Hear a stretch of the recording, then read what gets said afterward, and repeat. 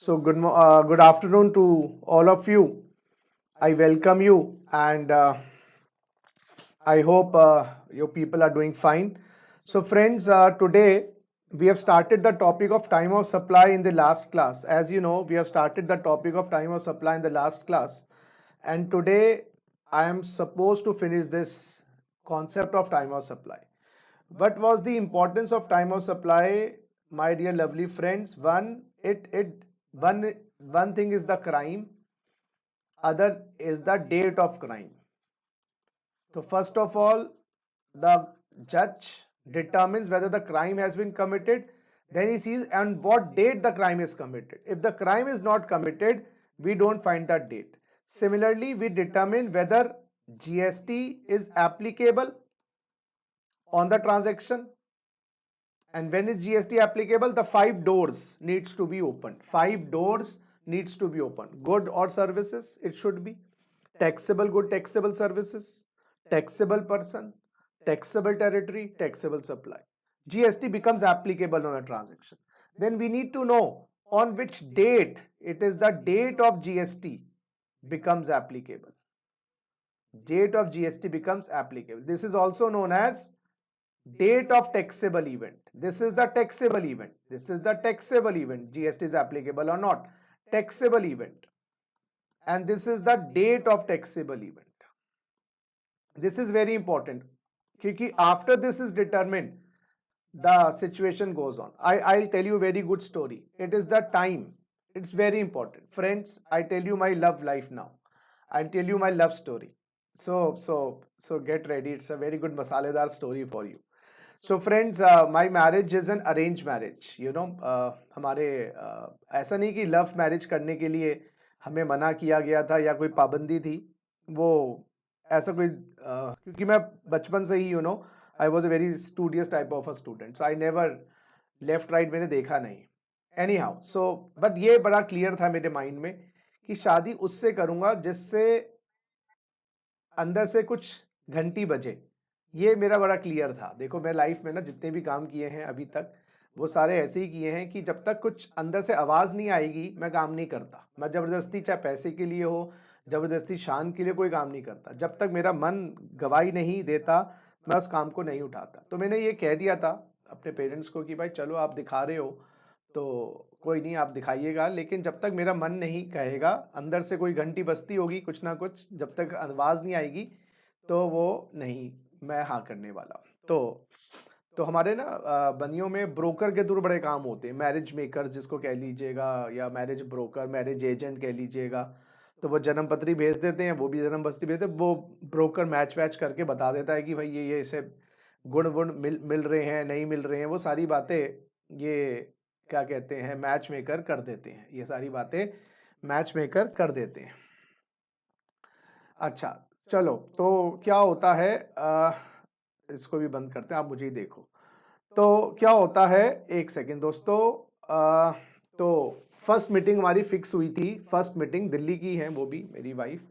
तो first meeting जो fix हुई थी वो कनॉट प्लेस में जो होटल होस्ट है, होस्ट एक वहाँ पर ना, ये पुराने बहुत पुराने रेस्टोरेंट्स हैं हमारे टाइम के. Volga, host, United coffee house.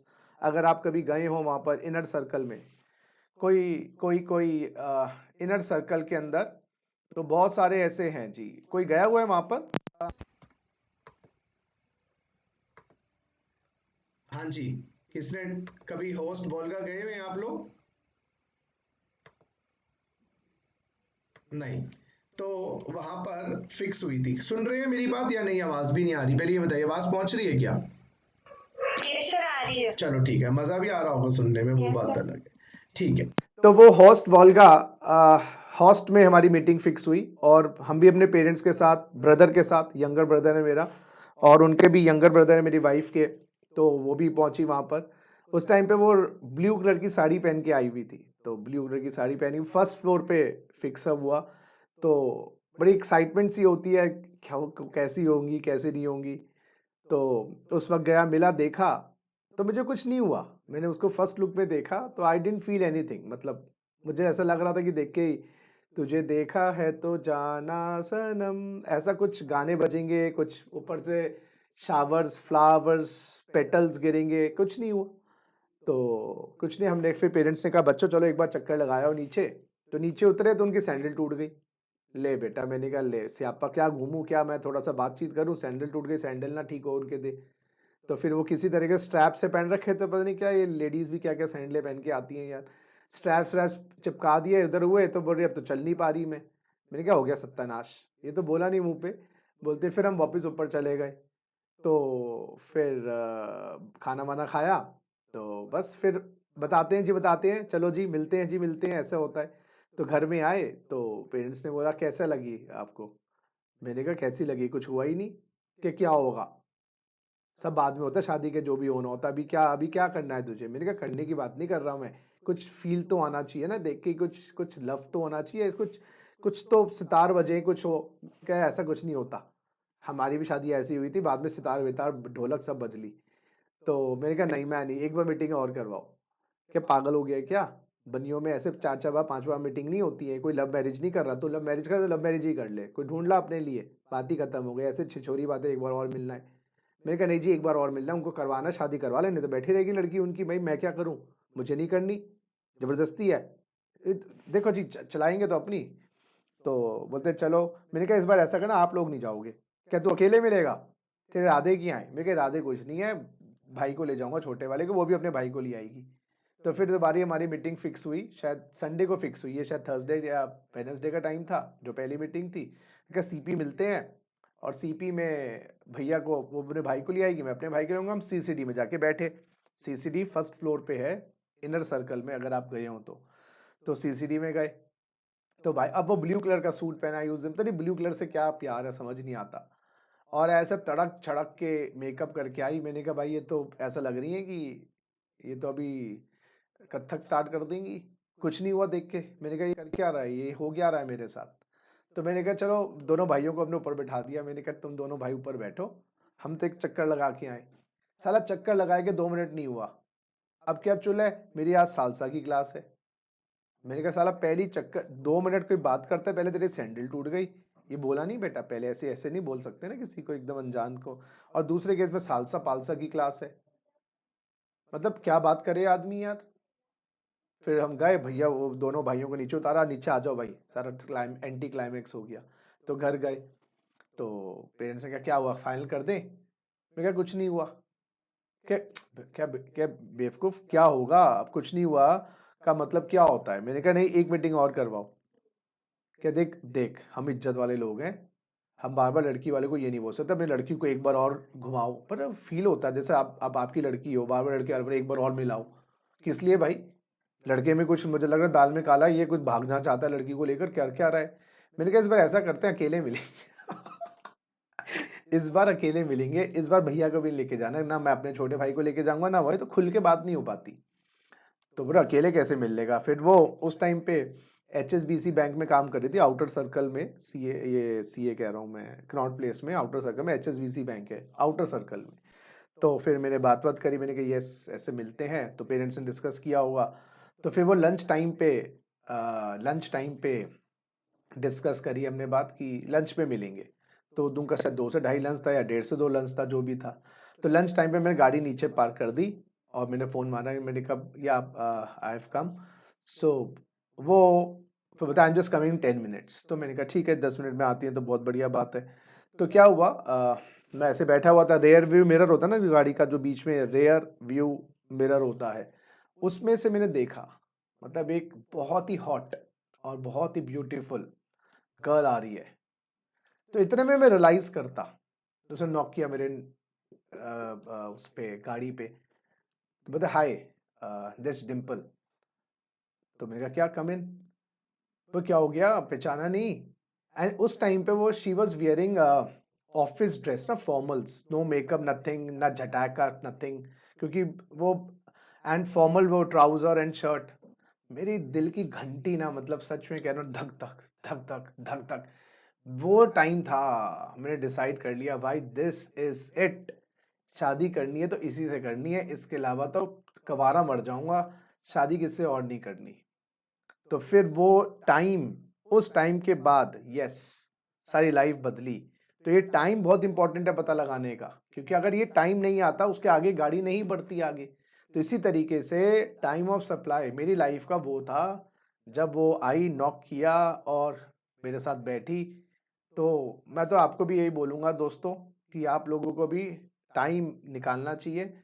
जब भी किसी से मिलो तो वो टाइम एक वक्त, उसके बाद आपकी ज़िंदगी बदलती है। मेरे साथ तो ये हुआ। तो फिर फाइनली रेस्ट इज हिस्ट्री। हाँ जी। तो अब इम्पोर्टेंस समझ आ गई टाइम की। Yes sir. हाँ हाँ, अब आप लोगों के लिए भी है तो ये सीख कि भैया जबरदस्ती किसी से नहीं, जब तक टाइम डिटरमिन नहीं होगा वो टाइम आपका दिल बताएगा, जब तक आगे गाड़ी नहीं बढ़ेगी। चलो हमने बच्चों टाइम ऑफ सप्लाई में गुड्स का टाइम ऑफ सप्लाई कर लिया। गुड्स के हमने टाइम ऑफ सप्लाई 12/2 किया, जिसमें मैंने कहा डेट ऑफ रिसिप्ट अब इम्पॉर्टेंट नहीं है। डेट ऑफ रिसिप्ट इम्पॉर्टेंट नहीं है, ये डिलीट हो गई है नोटिफिकेशन 66/2017। दो डेट देखनी है, डेट ऑफ इशू इनवॉइस और last date of issue invoice, बिल्कुल सही। उसके बाद ये कंटिन्यूस सप्लाई की बात हमने करी, अप्रूवल बेसिस की बात करी, सिंगल सप्लाई की हमने बात करी। उसके बाद time of supply and reverse charge में हमने date of receipt of good, date of payment, date immediately 30 days, reverse charge की बात करी 12/13। फिर हमने वाउचर की बात करी 12/14 के अंदर। वाउचर में मैंने कहा कि डेट ऑफ इशू वाउचर, लेकिन उसमें भी सप्लाई आइडेंटिफाइबल भी हो, उसमें भी हमें डेट ऑफ रिडेम्पशन देखनी है। कि दोनों ही केस में डेट ऑफ रिडेम्पशन देखनी है, क्योंकि अगर वाउचर जो होता है वो एडवांस कंसिडरेशन होता है और एडवांस में तो जीएसटी लगता ही नहीं है। तो वाउचर के केस में भी हमें दोनों ही केस में डेट ऑफ रिडेम्पशन देखनी है। यहां तक कुछ पूछना है क्या? यहाँ तक कुछ पूछना है? No sir. चलो नो सर। चलो, अब मैं आपको बता रहा हूँ 12/6। फिर मैं बताऊंगा 12/5। तो अब मैं बता रहा हूँ 12/6 बच्चों, अब मैं बता रहा हूँ 12/6, फिर बताऊंगा 12/5। और ये 12/6, एक सेकेंड बच्चों, हाँ जी, अब मैं बता रहा हूँ 12/6 time of supply in case of late fees. अभी क्या चीज है जी, अब जरा देखिएगा जी, गुड्स की बात कर रहे हैं। मिस्टर एक्स एक सप्लायर हैं, उन्होंने गुड्स सप्लाई किए मिस्टर वाई को। मिस्टर वाई कौन हो गए? रेसिपिएंट हो गए। अच्छा जी, और डेट ऑफ सप्लाई क्या है? डेट ऑफ सप्लाई है 15/4/2020। Date of invoice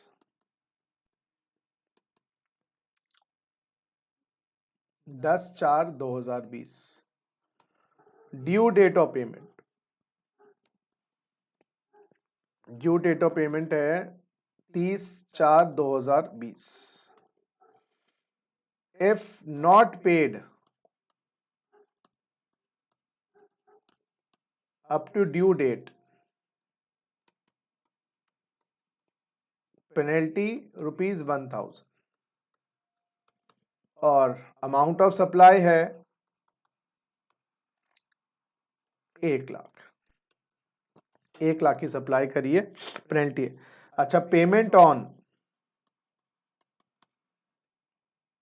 15/5/2020। Payment on 15/5/2020 कितनी? 1,00,000। पेनल्टी लेवीड, हाँ जी, पेनल्टी लेवी कर दी हमने 15/5/2020। बट मिस्टर वाई नेगोशिएटेड, होता ही यही है। गुप्ता जी क्या कर रहे हो, तो पुराना कस्टमर है, पेनल्टी लगाओगे क्या? बच्चे हैं हम आपके। नेगोशिएटेड फॉर ₹800, और फिर ₹800 रिसीव्ड ऑन 20/5/2020। आपको इस क्वेश्चन में समझ आ गई होगी बात। कंप्यूट वैल्यू करिए जी, वैल्यू निकालिए। करिए,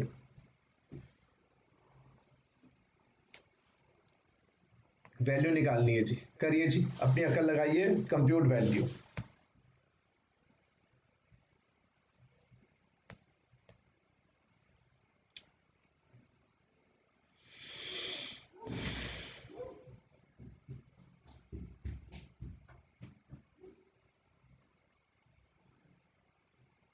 हाँ जी, प्लीज करिएगा, वैल्यू निकालिएगा। टाइम ऑफ कंप्यूट वैल्यू नहीं, sorry, compute time of supply, sorry बेटा, टाइम ऑफ सप्लाई निकाल। हम टाइम ऑफ सप्लाई वैल्यू निकालना तो सिखा ही नहीं ना। टाइम ऑफ सप्लाई करिए जी, टाइम ऑफ सप्लाई निकालिए।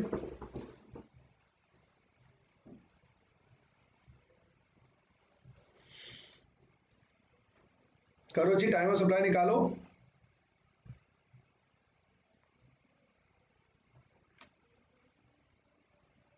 मेरी आवाज आ रही है आप लोगों तक? Yes, sir. Time of supply निकालो शौर्य। Yes, sir.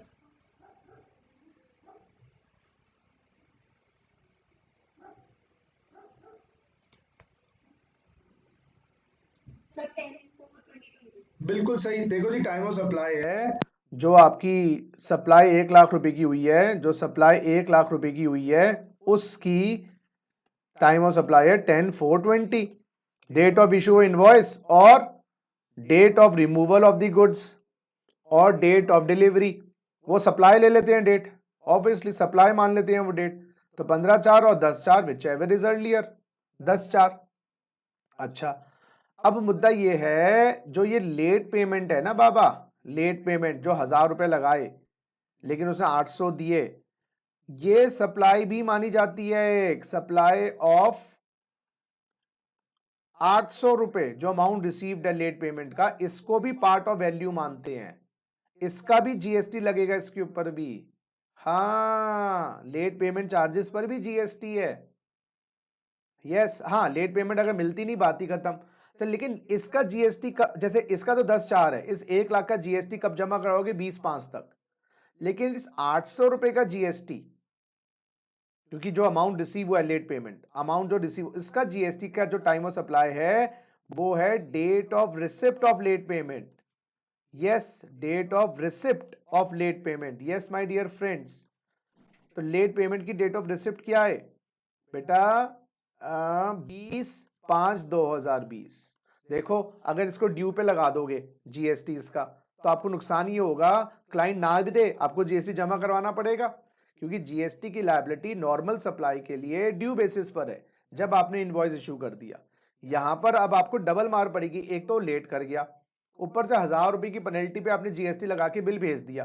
Penalty levied on 15/5, यानी कि आपने 1000 रुपए लगा के भेज दिया, उसने कहा ना मैं तो 800 रुपए दूंगा, तो फिर आपकी जो वैल्यू है वो 800 रुपए भी जीएसटी लगेगा, इसमें अमाउंट रिसीव्ड।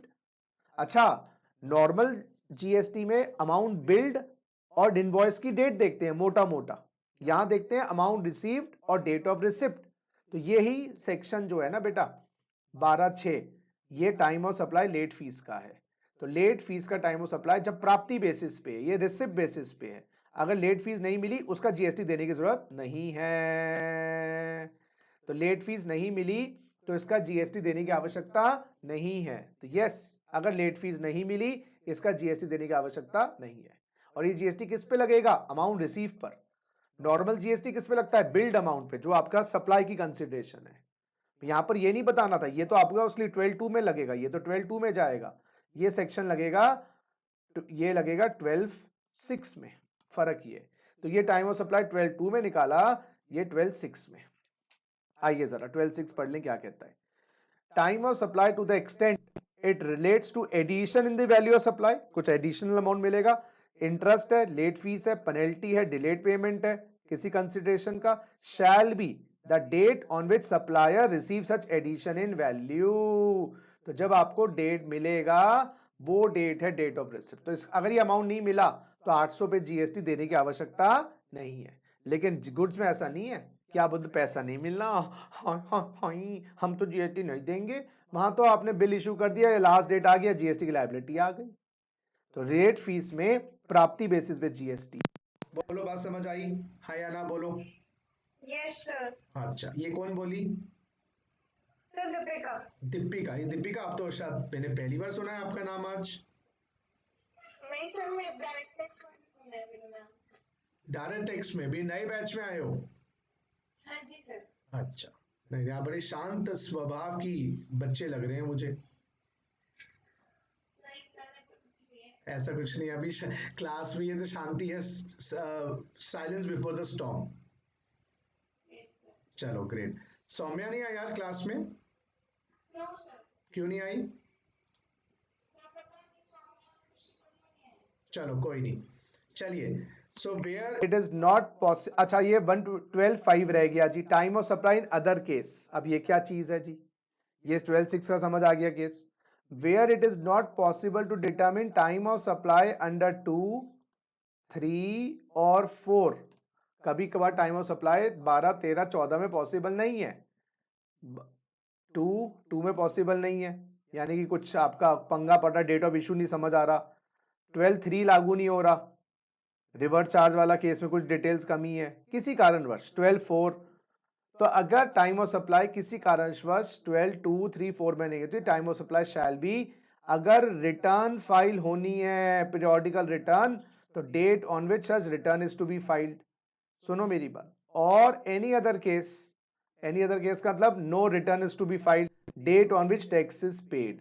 कहने का मतलब अगर 12/2 में, 12/3 में या 12/4 में किसी कारणवश आप टाइम ऑफ सप्लाई निकालने में असमर्थ हैं, अगर 12/2 में, 12/3 में, 12/4 में टाइम ऑफ सप्लाई निकालने में असमर्थ हैं, तो लॉ कहता है अगर क्या आपको रिटर्न भरनी है, पीरियोडिकल रिटर्न जो हर महीने या ऐसा कुछ क्वार्टर की होती है, यस, तो जिस दिन आपने रिटर्न भरी वही आपका टाइम ऑफ सप्लाई मान लिया जाएगा।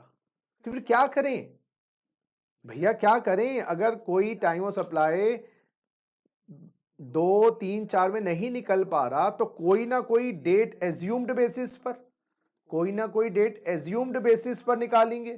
तो एज्यूम्ड बेसिस पे टाइम ऑफ सप्लाई निकाल रहे हैं, क्या करें? अगर घंटे 3 मीटिंग के आदमी नहीं बचती तो फिर मैं मान लेता बच गई, भाई क्या करूं मैं, पेरेंट्स तो प्रेशर डाल रहे हैं इतना। तो मेरी बात समझो, तो अगर टाइम ऑफ सप्लाई 3 के 12, 13, 14 या 12/2, 12/3, 12/4 में नहीं निकल पा रहा है, तो क्या करें? तो गवर्नमेंट कहते रिटर्न भरनी होती है हर महीने की, तो जो रिटर्न की डेट होती है वही उस ट्रांजेक्शन का टाइम ऑफ सप्लाई है। तो हम मान लेंगे कि जिस दिन रिटर्न भरी उसी दिन आपकी ट्रांजेक्शन टैक्सेबल इवेंट क्रिएट हो गया। रिटर्न भर रहे हो ना? अच्छा रिटर्न नहीं भरते सर, टैक्स जमा करवा रहे हो कि हाँ उस ट्रांजेक्शन टैक्स जिस दिन जमा करवाया वही आपका टाइम ऑफ सप्लाई है। अच्छा ना रिटर्न है ना टैक्स है, फिर तो टाइम ऑफ सप्लाई आएगा ही नहीं। तो कहने का मतलब अब 12/2 लगाओ, 12/3 लगाओ, 12/4 लगाओ। अगर सर किसी कारणवश 12/2, 12/3, 12/4 नहीं लग पा रहा है और ट्रांजेक्शन हुई है, टैक्सेबल इवेंट है, तो क्या आप पीरियोडिकल रिटर्न मंथली वाली भरते हो? सर अगले महीने की 20 तारीख तक रिटर्न भरनी होती है, तो अगले महीने का 20 तारीख आपका ऑटोमेटिकली टाइम ऑफ सप्लाई मान लेंगे। अच्छा सर रिटर्न भी नहीं भरनी होती हमें, ऐसा केस हम एग्जेम्प्टेड हैं रिटर्न से, तो टैक्स जमा करवाते हो कि हाँ जिस दिन टैक्स जमा करवाया उस ट्रांजेक्शन का हम मान लेंगे टाइम ऑफ सप्लाई था, तो ये डीम्ड है, एज्यूम्ड है, मान लेंगे। ठीक है ना? वैसे तो हम 12/2, 12/3, 12/4 में रहेंगे, लेकिन अगर 12/2, 3, 4 नहीं लागू हो रहा तो बाय डिफॉल्ट रिटर्न भरनी होती है, तो date of filing the return. और रिटर्न नहीं भरनी है आपको, फिर उस केस के अंदर जिस दिन आपने उस ट्रांजेक्शन का टैक्स सरकार को जमा करवाया, हम मान लेंगे उसी दिन लायबल होंगे जिस दिन जमा करवाया। क्या करें? कोई ना कोई डेट तो चाहिए ना। एग्जाम की डेट फाइनल नहीं हो रही तो कोई ना कोई डेट बना के फाइनल कर दो। तो ये 12/6 हो गया, 12/5 हो गया, वो ये रेजिडुअल केस है, यानी कि ये आपका अदर केसेस का मतलब जब आप उन सेक्शन में रेजिडुअल केस, हाँ जी रेजिडुअल केस। आ जाइए time of supply of services, यहां पर भी वही सेक्शन है मिलते जुलते। 13(1) क्या कहता है? Liability to pay tax on services shall arise at the time of supply as determine in accordance with the provision of this section. तो 13(1) कहता है टाइम ऑफ सप्लाई सर्विसेज का निकालना है तो आप सेक्शन 13 को फॉलो करो, वो तो पता ही है हमें। 13(2) क्या कहता है? Time of supply under forward charge, और फॉरवर्ड चार्ज में कौन लायबल होता है जीएसटी देने के लिए? टाइम ऑफ सप्लाई में कौन लायबल होता है जीएसटी देने के लिए? हाँ जी, एक सेकंड बच्चों।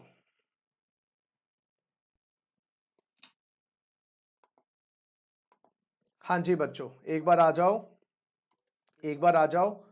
तो 13(2) फॉरवर्ड चार्ज है। फॉरवर्ड चार्ज में लायबिलिटी किसके ऊपर होती है, जल्दी बताओ। फॉरवर्ड चार्ज में लायबिलिटी सप्लायर की, तो यहाँ पर सप्लायर ऑफ सर्विसेज की बात कर रहे हैं। सप्लायर ऑफ सर्विसेज जैसे चार्टर्ड अकाउंटेंट है, वो डायरेक्ट चार्ज में ही है, इसको फॉरवर्ड चार्ज डायरेक्ट चार्ज भी कहते हैं। हमारे ऊपर लायबिलिटी है बेटा, बिल्कुल लायबिलिटी है, हम क्लाइंट से लेते हैं, कोचिंग इंस्टीट्यूट है, डायरेक्ट चार्ज है, आपसे लेंगे जमा करवाएंगे। तो हमारा डेट, वो टाइम, वो दिन कौन सा होगा, जिस दिन हमारे पास सिर पर लायबिलिटी आ जाएगी, उस लायबिलिटी को उतार के कब आएंगे, अगले महीने की 20 तारीख। अच्छा, वही सेम देखो, बताऊंगा ये सब चीजें तो बताऊंगा। नेक्स्ट सेक्शन देखो 13(3) time of supply reverse charge. Reverse charge में लायबिलिटी और होगी रेसिपिएंट, सर्विस रेसिपिएंट। कुछ ऐसी सर्विसेज हैं जिसपे रेसिपिएंट की गले की फांसी बनता है जीएसटी। सर रेसिपिएंट के तो हमेशा बनता है ना बाबा ना, रेसिपिएंट बियर भी करेगा, जमा भी करवाएगा, तो ये है रेसिपिएंट। अच्छा 13(4) क्या, वाउचर। जैसे वहां था 12(4), ये time of supply other cases same वैसे ही, तो ये सेम एज गुड्स है। और 13(6) वही लेट फीस। तो यानी कि इसमें 3, 6, 5 और 4 करवाने की जरूरत नहीं है ज्यादा, आपको 3 मैं करवा दूं, 13, 1, 2, 3, उसमें आपको क्लियर हो जाएगी बात, है ना। लेकिन खुशी की बात यह है यहां पर नोटिफिकेशन 66/2017 नहीं है। हाँ, सर्विसेज के केस में मेरे बच्चों नोटिफिकेशन 66/2017 एप्लीकेबल नहीं है। नोटिफिकेशन 66/2017 एप्लीकेबल नहीं है। यानी कि बच्चों यहां पर डेट ऑफ रिसिप्ट एप्लीकेबल है। Yes, date of receipt applicable है सर्विसेज में, गुड्स में डेट ऑफ रिसिप्ट एप्लीकेबल नहीं थी। चलिए, तो मैं अब आपको 13(2) करवाता हूं जी, 13(2) करवाता हूं, आइए जी। तो यहां पर डेट ऑफ रिसिप्ट एप्लीकेबल है, 66/2017 एप्लीकेबल नहीं है। हाँ जी, time of supply in case of forward charge, तो ये हो गया 13(2) time of supply of services in case of forward charge. Time of supply of services in case of forward charge. Forward charge में क्या होता है, हम दो बातें देखेंगे। क्या आपका invoice with in 30 days of provision of service, 30 days of provision of service issue हो गया है, invoice issued within 30 days of provision of service, not issued. क्या मतलब, हम देखते हैं क्या इनवॉइस आपके सर्विस की समाप्ति से, अच्छा प्रोविजन ऑफ सर्विस का मतलब होता है बच्चों कंप्लीशन ऑफ सर्विसेज,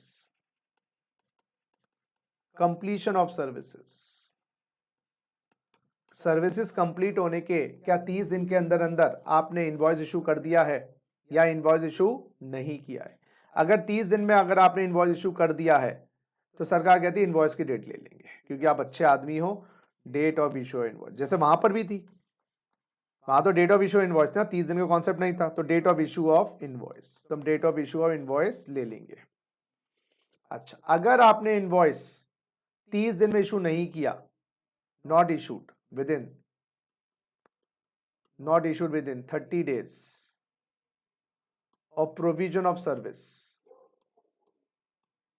तो सरकार कहती है हम लेंगे date of completion of service, date of completion of service. जिस दिन सर्विस कंप्लीट हुई हम उस दिन मान लेंगे कि आप टाइम ऑफ सप्लाई क्रिएट हो गया। तो ऐसा चार्टर्ड अकाउंटेंट, मैंने ऑडिट खत्म कर दी 30 जून को, 30 दिन में बिल इशू कर दिया, तो डेट ऑफ बिल, चलो यहाँ पर इमीडिएटली हम डेट ऑफ बिल ले लेंगे।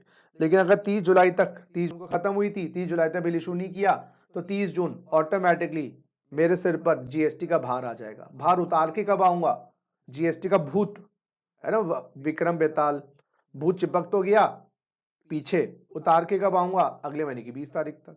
लेकिन यहां पर एक डेट और डाल रखी है, और date of payment, date of receipt of payment, yes, और यहां पर भी date of receipt of payment, जब मुझे as a service provider, as a supplier payment मिली, date of receipt of payment whichever is earlier. अच्छा, तो 30 जून service complete हुई, उससे पहले पेमेंट आ गई 31 मई को, तो 31 मई को लायबल हो गया मैं, चाहे सर्विस कंप्लीट ना हुई हो, क्योंकि लिखा है ना date of issue of invoice और date of receipt of payment.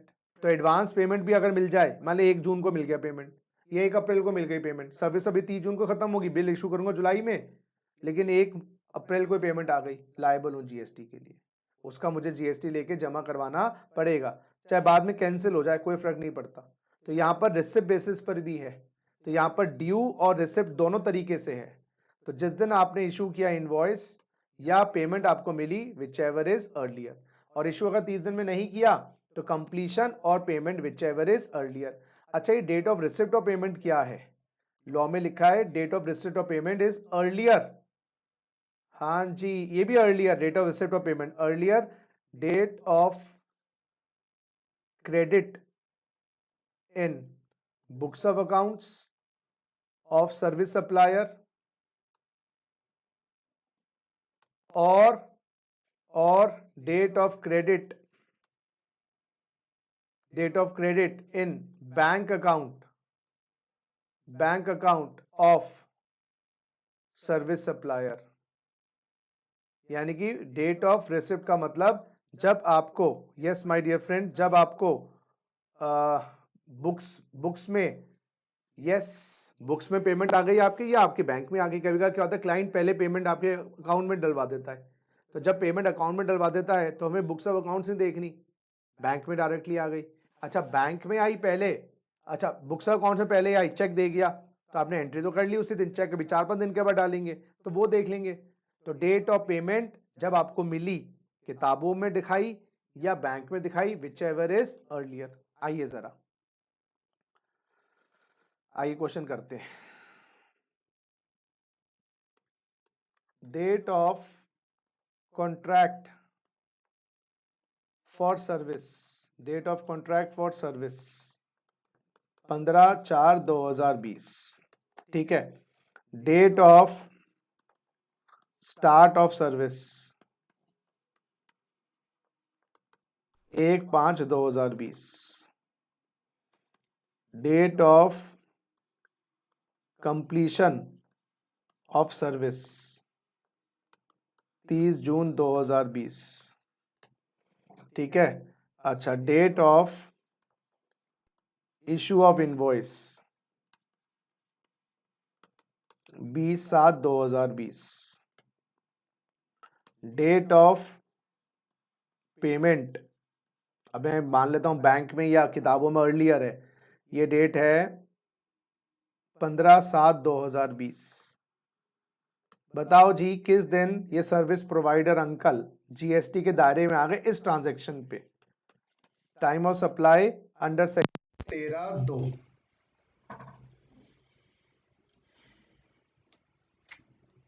बताओ जी किस दिन जीएसटी के दायरे में चुंगल में फंस गए, भूत चढ़ गया तुम्हारे ऊपर। उतार के भूत तो अगले महीने की 20 तारीख को आओगे, तो भूत चढ़ा कब? पहले भूत होता है फिर भूत चढ़ेगा। तो भूत होता है तो मान लेंगे ना इस सर्विस पे जीएसटी है, अगर होता ही नहीं बात ही खत्म हो जाती।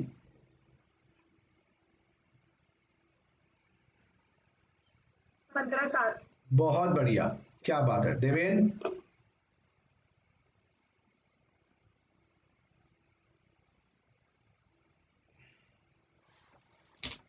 हाँ जी, बाकी बच्चे बोले आंसर दें। सर 15/7। बहुत बढ़िया। क्यों? देखो जी, आपने ये डेट इंपॉर्टेंट नहीं है, ये डेट इंपॉर्टेंट नहीं है, 3 डेट्स इंपॉर्टेंट है, date of completion of service, date of issue of invoice, date of payment. हाँ जी, सर्विस कंप्लीट कब हुई है? 30 जून को, 30 जून को कंप्लीट हुई है, 30 जून को कंप्लीट हुई है।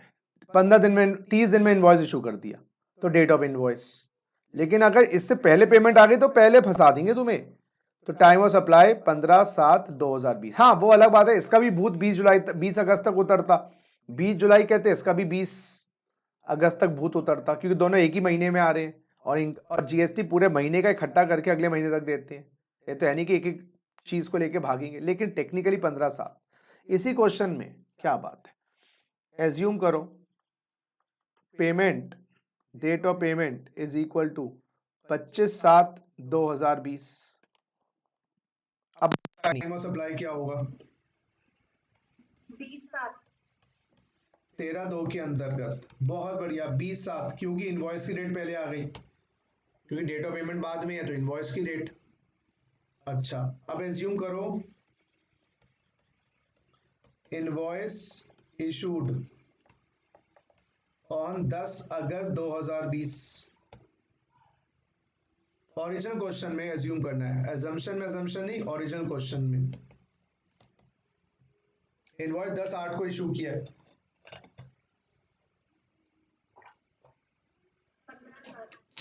15/7।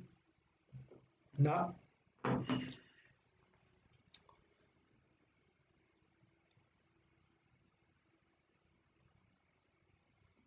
ये 30 होगी।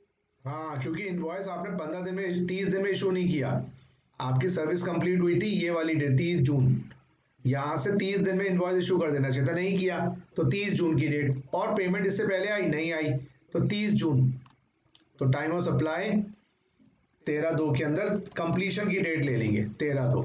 हाँ, अगर 30 जून से पहले कोई पेमेंट आ जाती फिर बात अलग थी, फिर हम वो ले लेते। तो आप खाली ना इनवॉइस की डेट और कंप्लीशन की डेट देखना। पहले तो आप बच्चों 30 दिन में बिल इशू कर दिया तो डेट ऑफ बिल, और 30 दिन में बिल इशू नहीं किया तो आप लेना डेट ऑफ कंप्लीशन। अब फिर देख लेना ये एक स्टैंडर्ड डेट आ गई क्या, इससे पहले पेमेंट तो नहीं आई, आ गई तो वो डेट ले लेंगे। तो डेट ऑफ पेमेंट और date of invoice whichever is earlier, date of payment और date of completion whichever is earlier. Clear है बात? चलो, यस सर। अब अच्छा, अब आ जाओ थ्योरी में।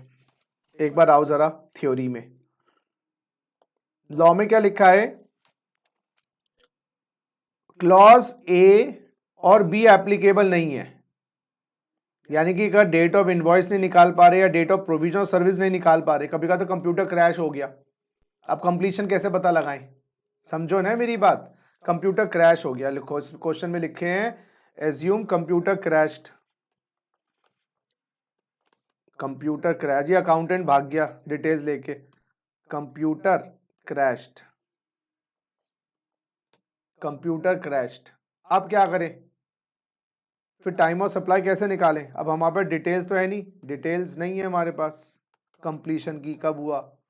तो इस केस में गवर्नमेंट कहती है सुनो, लॉ कहता है recipient shows receipt of services in his books of accounts. Recipient अपनी किताबों में कब दिखा रहा है कि सर्विस मिल गई उसको? रेसिपिएंट कब दिखा रहा है अपनी किताबों में? तो यहां पर लिखा है रेसिपिएंट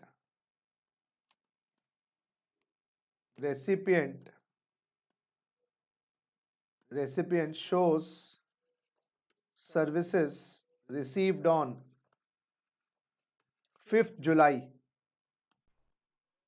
2020। अब बताइए क्या आपका टीओएस माना जाएगा? फिर उससे पूछना पड़ेगा कि भाई तूने किताबों में कब दिखाई है?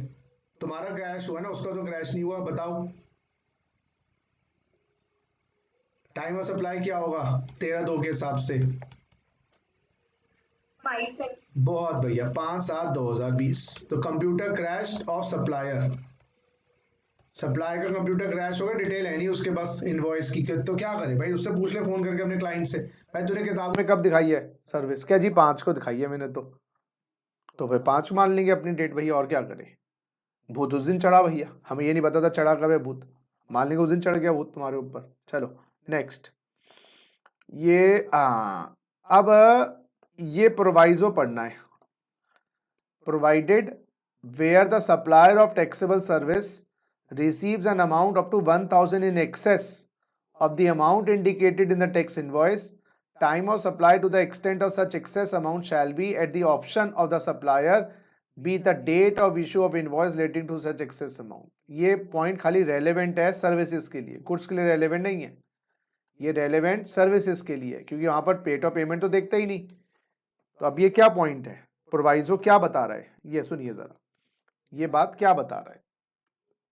ये है जी प्रोवाइजो 13(2), जरा देखना। Date of invoice rupees, date of invoice बच्चों, इनवॉइस की date 15/4/2020, amount of invoice, yes my dear friends, amount of invoice 1,00,000।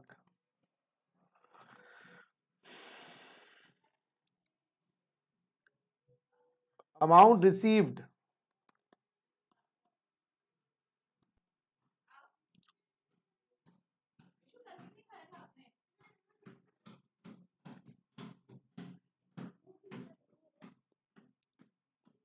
$1,05,000 on 25/4/2020। Determine time of supply. जरा देखें भाई, आपका डेट ऑफ इनवॉइस 15/4/2020 है, अमाउंट ऑफ इनवॉइस 1,00,000 है, अमाउंट रिसीव्ड 1,05,000, 1,05,000 और 25/4 को मिले हैं। Determine time of supply, completion की डेट दी हुई नहीं है तो हम अमाउंट डेट ऑफ इनवॉइस को ही मान लेंगे 1,00,000 का। अब मुद्दा ये आ रहा है, सुनो मेरी बात, मुद्दा ये आ रहा है, अब आपको 500 रुपए जो एक्सेस मिले हैं ये भी तो एक सप्लाई का पार्ट बन जाएगा। देखो, क्योंकि आपका जो सप्लाई है वो दो बनेगी। सुनो, एक तो 1,00,000 वाली सप्लाई जिसका आपने इनवॉइस इशू किया, और ये 500 रुपए जो एडवांस में मिले हैं इसका टाइम ऑफ सप्लाई तो निकाल ही लिया था 15/4/2020। ये जो एडवांस में मिले हैं ये एक दूसरी सप्लाई के लिए जो अगले मंथ की होगी, क्योंकि कभी क्या होता है ना, क्लाइंट ज्यादा दे देता है, बोलता अगले एडजस्ट कर लेना। अब ये 500 एडवांस रुपए मिले हैं, अब इसका जो टाइम ऑफ सप्लाई होगा वो इनवॉइस और receive which ever is earlier. Government कह रही है ऑप्शन 1, आप इसको रिसिप्ट बेसिस पे ले लो 500 रुपए। इसका जो ऑप्शन 1 है 500 रुपए का टाइम ऑफ सप्लाई आप ले लो ऑन रिसिप्ट बेसिस। आराम से समझना, बाद में कॉपी करना। इस 500 रुपए का टाइम ऑफ सप्लाई आप ले लो रिसिप्ट बेसिस पर, क्योंकि रिसिप्ट बेसिस पे लिया जाता है, रिसिप्ट बेसिस, और निकाल दो 25/4/2020। ऑप्शन 2 दे रहे हैं, ऑप्शन 2, एक सेकेंड दोस्तों,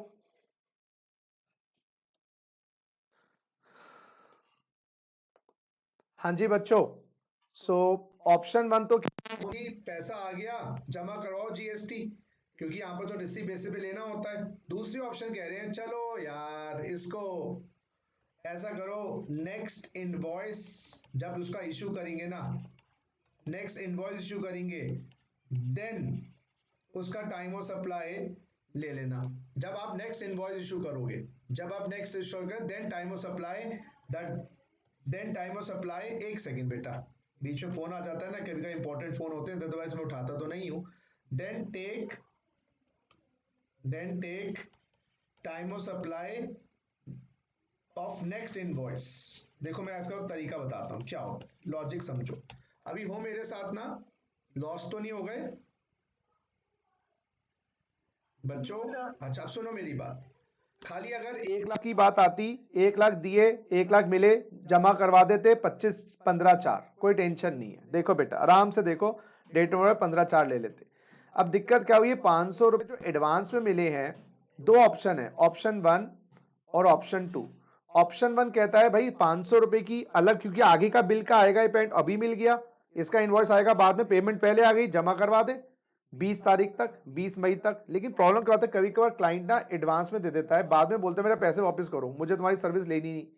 अब दिक्कत क्या था, उसका पैसा जीएसटी का जमा करवा दिया, अब वो कहां से रिफंड लेगा? इसलिए गवर्नमेंट कहती है ऐसा करो, 1,000 रुपए तक की मारामारी है ना, तो ऐसा करो उसको नेक्स्ट इनवॉइस पे भी डिले कर सकते हो। तो क्या करेंगे हम, इस 500 रुपए का जो एडवांस अमाउंट है इसका जीएसटी अगले महीने जब इनवॉइस इशू होगा वो दिन ले लेंगे। तो we are delaying the GST of a service in case of advance amount up to ₹1,000 on receipt basis, on due basis.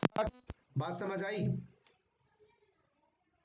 Yes sir. तो हम ये 500 रुपए का जो जीएसटी, 800 रुपए का जो जीएसटी है अभी जमा नहीं करवाएंगे, क्योंकि क्लाइंट बाद में मुकर सकता है कि मेरे पेमेंट वापस कर दो, आगे मुझे आपकी सर्विस लेनी नहीं। अब वो पैसा उस पर जीएसटी जमा करवा दिया होगा, ब्लॉक हो जाएगा बेकार में। तो एक ऑप्शन दे रहे हैं कि भाई कंटिन्यू वैसे ही करो जैसे सीखा है, नहीं तो ड्यू पे भी कर सकते हैं। अब पढ़ना जरा, supplier of taxable service receive an amount up to 1000 in excess. The time of supply to the extent of such excess amount shall at the option of the supplier be the date of issue of invoice relating to such excess amount. लेकिन अगर 1500 रुपए access मिले फिर option नहीं है, फिर 1500 का तो जीएसटी जब आ गया उसी दिन वो आपके ऊपर लायबिलिटी क्रिएट हो जाएगी, आपको जमा करवाना पड़ेगा अगले महीने की 20 तारीख। तो अगर ये 1500 रुपए होता तो ये 25/4 ही डेट ले लेते, अगर ये 1500 रुपए होता तो हम पूरा 25/4 ही डेट ले लेते। चलो अच्छा, उसके बाद ये बता दिया मैंने डेट ऑफ पेमेंट का मतलब जब पेमेंट आपकी किताबों में आई या डेट आपकी बैंक में आई, विच एवर इज अर्लियर। चलो गुड, ये भी हो गया। Last date of issue of invoice, ये रूल 47 है। एमसीक्यू में ऐसे क्वेश्चन आ जाते हैं कि last date of issue invoice क्या है, 30 डेज। हमने पहले कर लिया 30 डेज में इनवॉइस इशू करना, ये बात लिखी 47 में है। सर आपने 47 होता है कंफ्यूज कर दिया। अरे बेटा बच्चों यहां लिखा है ना डेट ऑफ इनवॉइस, देखो यहां लिखा है 30 डेज ऑफ इनवॉइस। ये 30 डेज की जो बात है ना ये वाली, ये रूल 47 है, ये रूल 47 है। अच्छा कहीं कहीं जगह ये 30 डेज 45 डेज भी है, कहीं कहीं जगह ये 45 डेज भी है। अच्छा वो 47 रूल में 45 डेज दिया है इनवॉइस इशू करने के लिए। कहां दिया है भैया, आ जाओ। इंश्योरेंस की कंपनियां, banking company ICICI bank, financial institutions और एनबीएफसी, चार बेटा, इंश्योरेंस, बैंक्स, फाइनेंशियल इंस्टीट्यूशन और एनबीएफसी, ये चार को 45 दिन का टाइम दिया हुआ है इशू करने के लिए, इनको थोड़ा एक्स्ट्रा टाइम दे दिया। तो ये 45 डेज में इशू कर देंगे तो डेट ऑफ इनवॉइस, 45 डेज में इशू नहीं करेंगे तो फिर डेट ऑफ कंप्लीशन।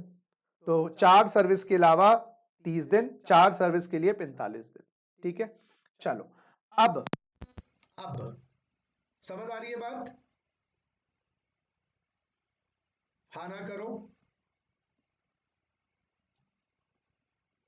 शौर्य। ये सब अच्छा अब आओ, एक कंटिन्यूस सप्लाई वाला भी कॉन्सेप्ट था, कंटिन्यूस सप्लाई वाला कॉन्सेप्ट था गुड्स में भी, और कंटिन्यूस सप्लाई वाला कॉन्सेप्ट सर्विस में भी है। वैसे एक बार मैं आपकी ध्यान कंटिन्यूस सप्लाई की डेफिनेशन पे भी आ रहा हूं। मैं तो अब सेक्शन 2 जो कंटिन्यूस सप्लाई है उसकी डेफिनेशंस पे भी आपको लेके जा रहा हूं, सो दैट बीच बीच में जो जो डेफिनेशंस हैं एग्जाम में आए तो आपको पता हो।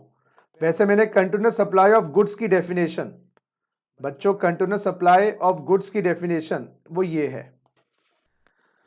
Continuous supply of goods means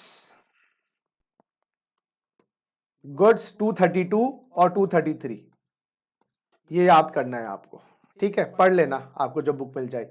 means the supply of goods which is provided और agree to be provided continuously और on recurrent basis under a contract, जिसका एंड नहीं होता ना, नॉन स्टॉप घूमे जा रही है, वेदर और not by means of wire, तार के माध्यम से, चाहे केबल के माध्यम से हो, पाइपलाइन के माध्यम से हो, या और कोई कंडक्ट मींस किसी माध्यम से, for which supplier invoices the recipient on a regular और पीरियोडिक बेसिस, जिसके बेस आप रेगुलर बेसिस पे इनवॉइस इशू करते हैं, and include supply of such goods at the central government में subject to notification specify.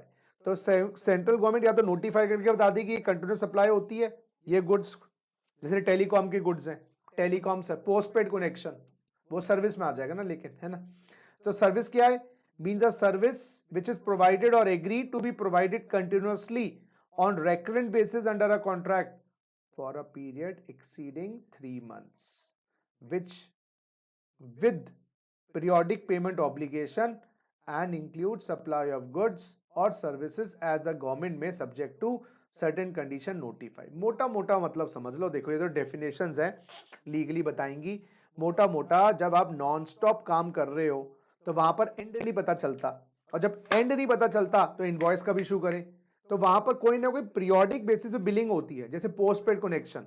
Continuous supply का example है जी goods का पोस्टपेड कनेक्शन, ये पाइपलाइन के थ्रू गुड जा रहे हैं, पाइपलाइन के थ्रू गुड जा रहे हैं, और ये पोस्टपेड कनेक्शन।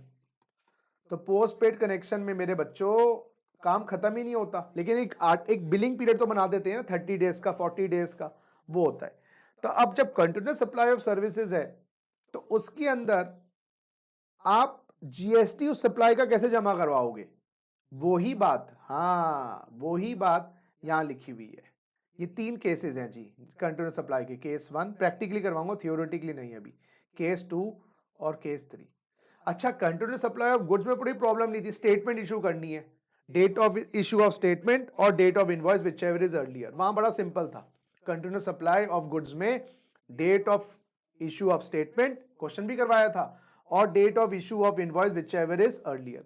लेकिन इस केस के अंदर, कंटिन्यूस सप्लाई ऑफ सर्विसेज के केस के अंदर क्या करना है, जरा आइए।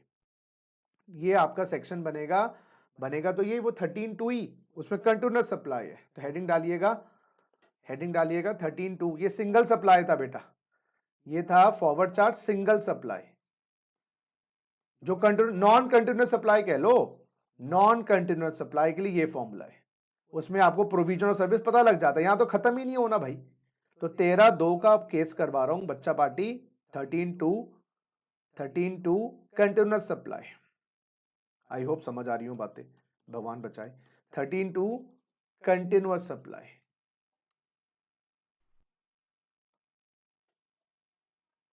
अब इसके ना केस 1 मैं क्वेश्चन ही करवाता हूं। केस 1 का क्वेश्चन है बच्चों ये। Services provided by Mr. X to Mr. Y on continuous basis with effect from 1/4/2020. Due date of payment specified is 30 जून, 30/9, 31/12 और 31/3। Other information as follows. Other information as follows. Due date of payment specified is 30 जून, 30/9, 31/12 और 31/3। हाँ जी, अब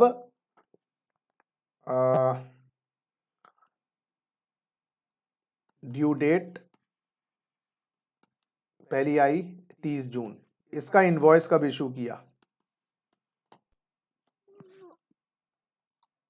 5 जून। Payment आई 4 जून। आपको बताना time of supply. पहला 30/9, invoice 30/9, payment 28/9, due date 31/12 थी payment की। इनवॉइस इशू कर दिया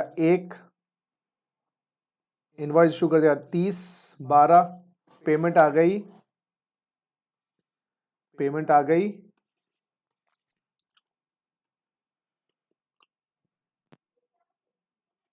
1 जनवरी।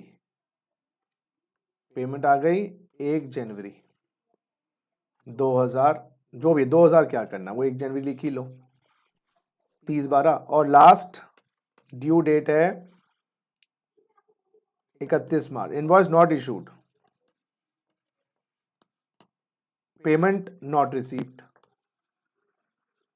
अब ये क्या है, जब कंटिन्यूस सर्विस है तो एंड की डेट तो है नहीं, तो गवर्नमेंट कहती है ड्यू डेट ऑफ पेमेंट पता है क्या? हाँ जी पता है। अब जरा क्वेश्चन को कॉपी कर लो, आंसर यहां लिखेंगे हम, मैं लिखवाऊंगा जी आंसर।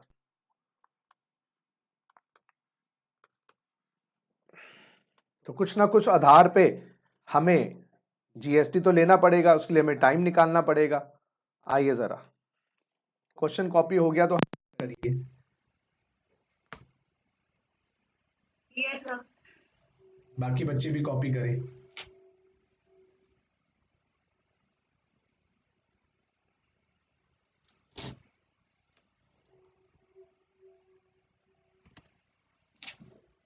हो गया जी बच्चों कॉपी?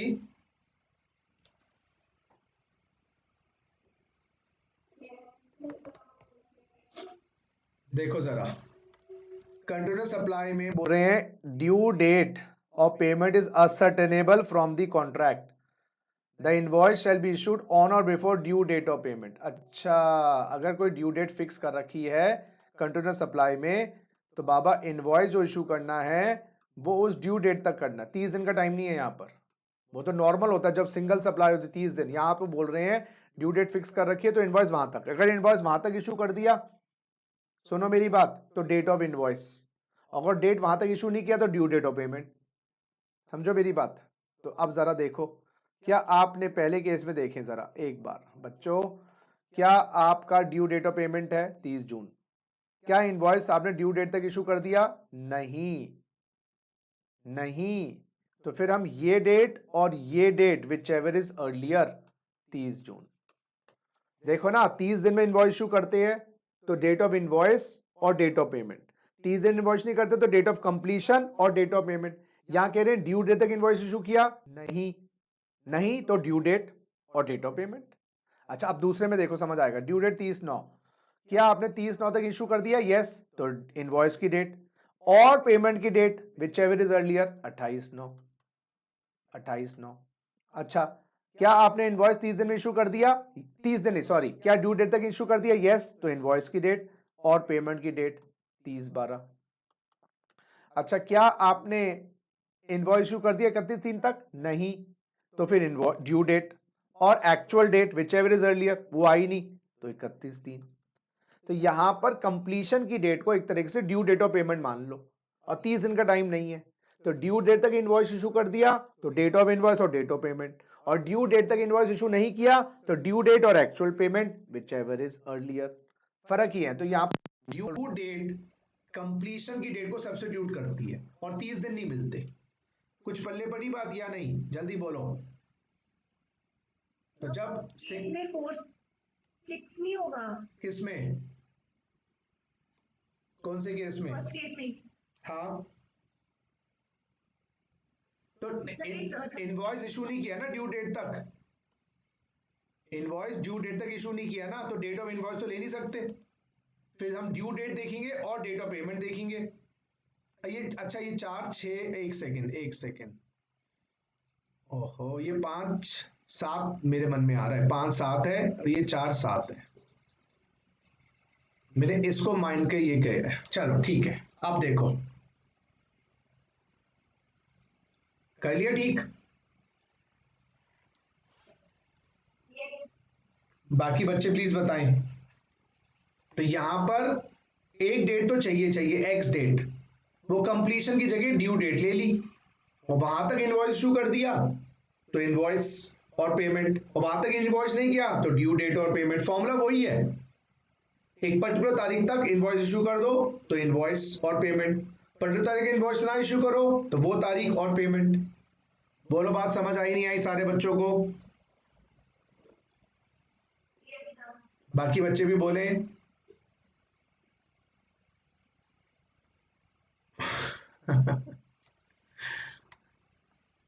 यस नो तो करो।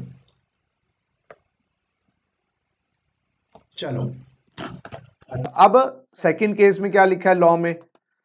भैया ड्यू डेट अगर नहीं है, ड्यू डेट नहीं है, पेमेंट अगर आपको आ गई है तो वहां तक आपको बिल इशू कर देना है। फिर क्या करें, पेमेंट की डेट होगी कोई ना कोई ड्यू डेट नहीं है पेमेंट की, वो बीच में कभी 10,000 दे देता है, कभी क्लाइंट 20 दे देता है। चलो देखते हैं हम, अब देखते हैं केस 2 वाला केस।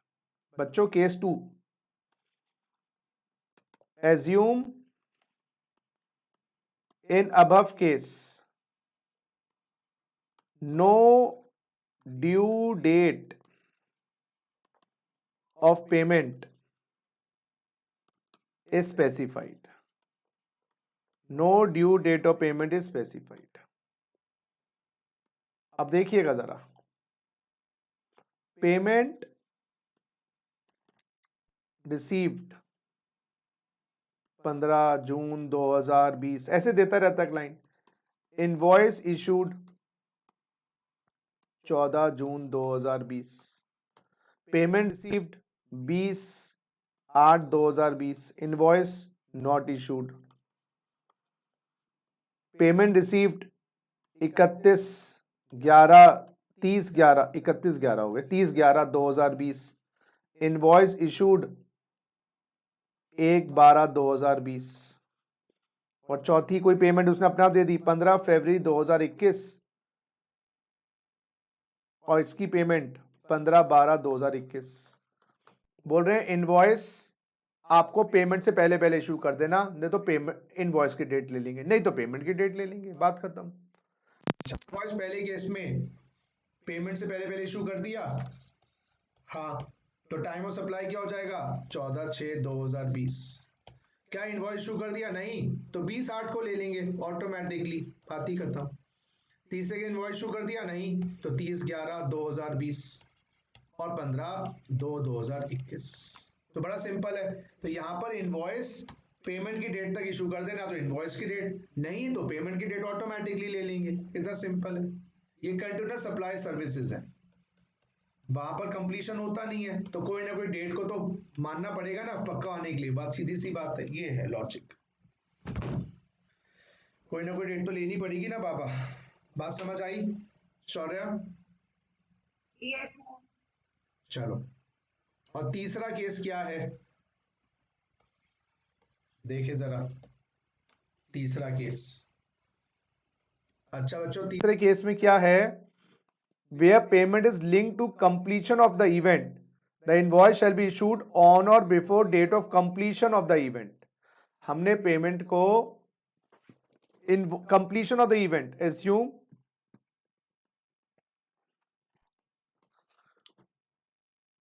अच्छा सर्विसेज completed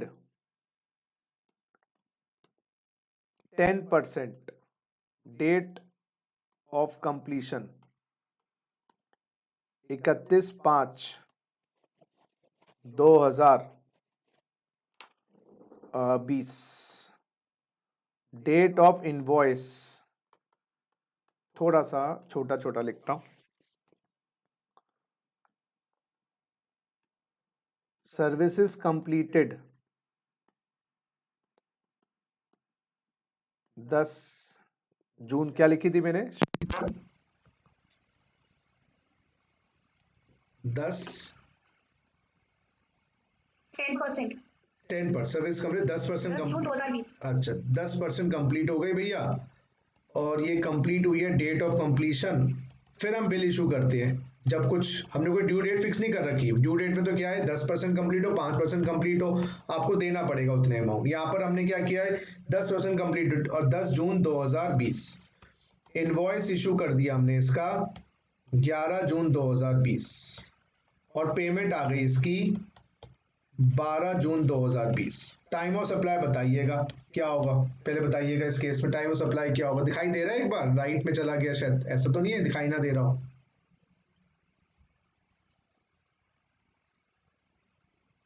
सर दिख रहा है। अच्छा टाइम ऑफ सप्लाई बताइए क्या लेंगे। अब बोल रहे हैं कंप्लीशन ऑफ इवेंट, इवेंट है कंप्लीशन की ये डेट। क्या आपने इनवॉइस यहां तक इशू किया, नहीं, तो हम डेट ऑफ कंप्लीशन और डेट ऑफ पेमेंट फिर दोनों में से अर्लियर, क्योंकि इनवॉइस इशू नहीं किया तो इसका 10 जून 2020 ऐसे करना है। 40% कंप्लीट हुआ, कब कंप्लीट हुआ सर, अरे बेटा 10/12/2020 को कंप्लीट हुआ। इनवॉइस इशू नवी किया ही नहीं, not issued, payment not received, लेकिन क्या टाइम ऑफ सप्लाई आ गया, क्यों, यस, क्योंकि हमें 40% कंप्लीट करने पे 10/12 को हमारा इवेंट है, तो डेट ऑफ इवेंट हमारा कंप्लीशन की डेट हो गई एक तरीके से ये डेट, लेकिन ना इनवॉइस इशू किया तो फिर यही डेट हो जाएगी 10/12/2020। बात समझ आई? एक और कर लेते हैं, बाकी हमारा 50% कंप्लीट हो गया 15 फरवरी 2021, इनवॉइस 10 फरवरी 2021, पेमेंट 5 जनवरी 2021, 5 जनवरी नहीं, चलो बहुत जल्दी हो गया, पेमेंट इसके बाद हमारी आ गई 12 फरवरी 2021। बताओ क्या इनवॉइस डेट ऑफ कंप्लीशन से पहले पहले इशू कर दिया, यस, तो डेट ऑफ इनवॉइस और date of payment whichever is earlier, तो 10/12/2021। तो बेसिकली आप ये समझो, अकल लगाओ, ये तो थ्योरी है कि भाई अगर कोई इवेंट बेस्ड ट्रांजेक्शन है जहां पर हमारा कहीं ना कहीं कंटिन्यूस ट्रांजेक्शन है, तो हमें कोई ना कोई आधार के बेसिस पर, या तो ड्यू डेट ऑफ पेमेंट उसको डेट मान लेते हैं 1 तारीख, जिसके बेसिस पे इनवॉइस देखेंगे। अगर नहीं तो पेमेंट की डेट, कोई ड्यू डेट फिक्स नहीं कर रखी, या फिर कंप्लीशन को, अब इवेंट है तो डेट ऑफ कंप्लीशन को वो मान लेंगे पर्टिकुलर इवेंट, तो कोई ना कोई डेट के आधार पर बोलेंगे वहां तक इनवॉइस इशू कर दो, तो डेट ऑफ इनवॉइस और डेट ऑफ पेमेंट। और वहां तक इनवॉइस इशू नहीं किया तो या तो ड्यू डेट या डेट ऑफ पेमेंट या कंप्लीशन की डेट। बात समझ आ गई? चलो, ये हो गया जी आपका 13/2, 13/2 हो गया जी। This is 13/2। आइए अब रिवर्स चार्ज की बात करें 13/3 reverse charge of services, reverse charge of services. अच्छा बच्चों, रिवर्स चार्ज में लायबिलिटी जो होगी ना मेरे बच्चों, वो रिसीवर पे होगी। तो अब यहां पर यही हुआ है, Mister X has provided services to Mister Y on reverse charge basis, on reverse charge basis. अब जरा देखना, date of contract 1/4/2020, date of service complete कब हुई, 30 जून 2020। अच्छा, इनवॉइस कब इशू किया, बिल ये तो एक्स ने किया होगा, पे वाई करेगा। Date of invoice, issue of invoice, date of issue of invoice, yes my dear friends, date of issue of invoice ये हो गया बच्चों 1/7/2020, 1/7/2020। ठीक है भैया, date of issue of invoice. उसके बाद बच्चों डेट ऑफ पेमेंट, हाँ debited, debited by Mister Y, वो डेबिटेड वहां पर भी ऐसे ही था गुड्स में, डेबिटेड इन दी रिसीवर की किताबों में या रिसीवर की बैंक से, क्योंकि यहां पर लाइबिलिटी वाई पे है ना। तो यहां जब अगर एक्स पे होती तो हम रिसिप्ट देखते, तुझे मिली कब, अब ये दे कब रहा है, date of payment debited by Mister Y. अच्छा बेटा, date of payment debited by Mister Y, ये डेबिट हुई है मिस्टर वाई ने, हाँ 28/7/2020, और डेट ऑफ पेमेंट क्रेडिट हुई है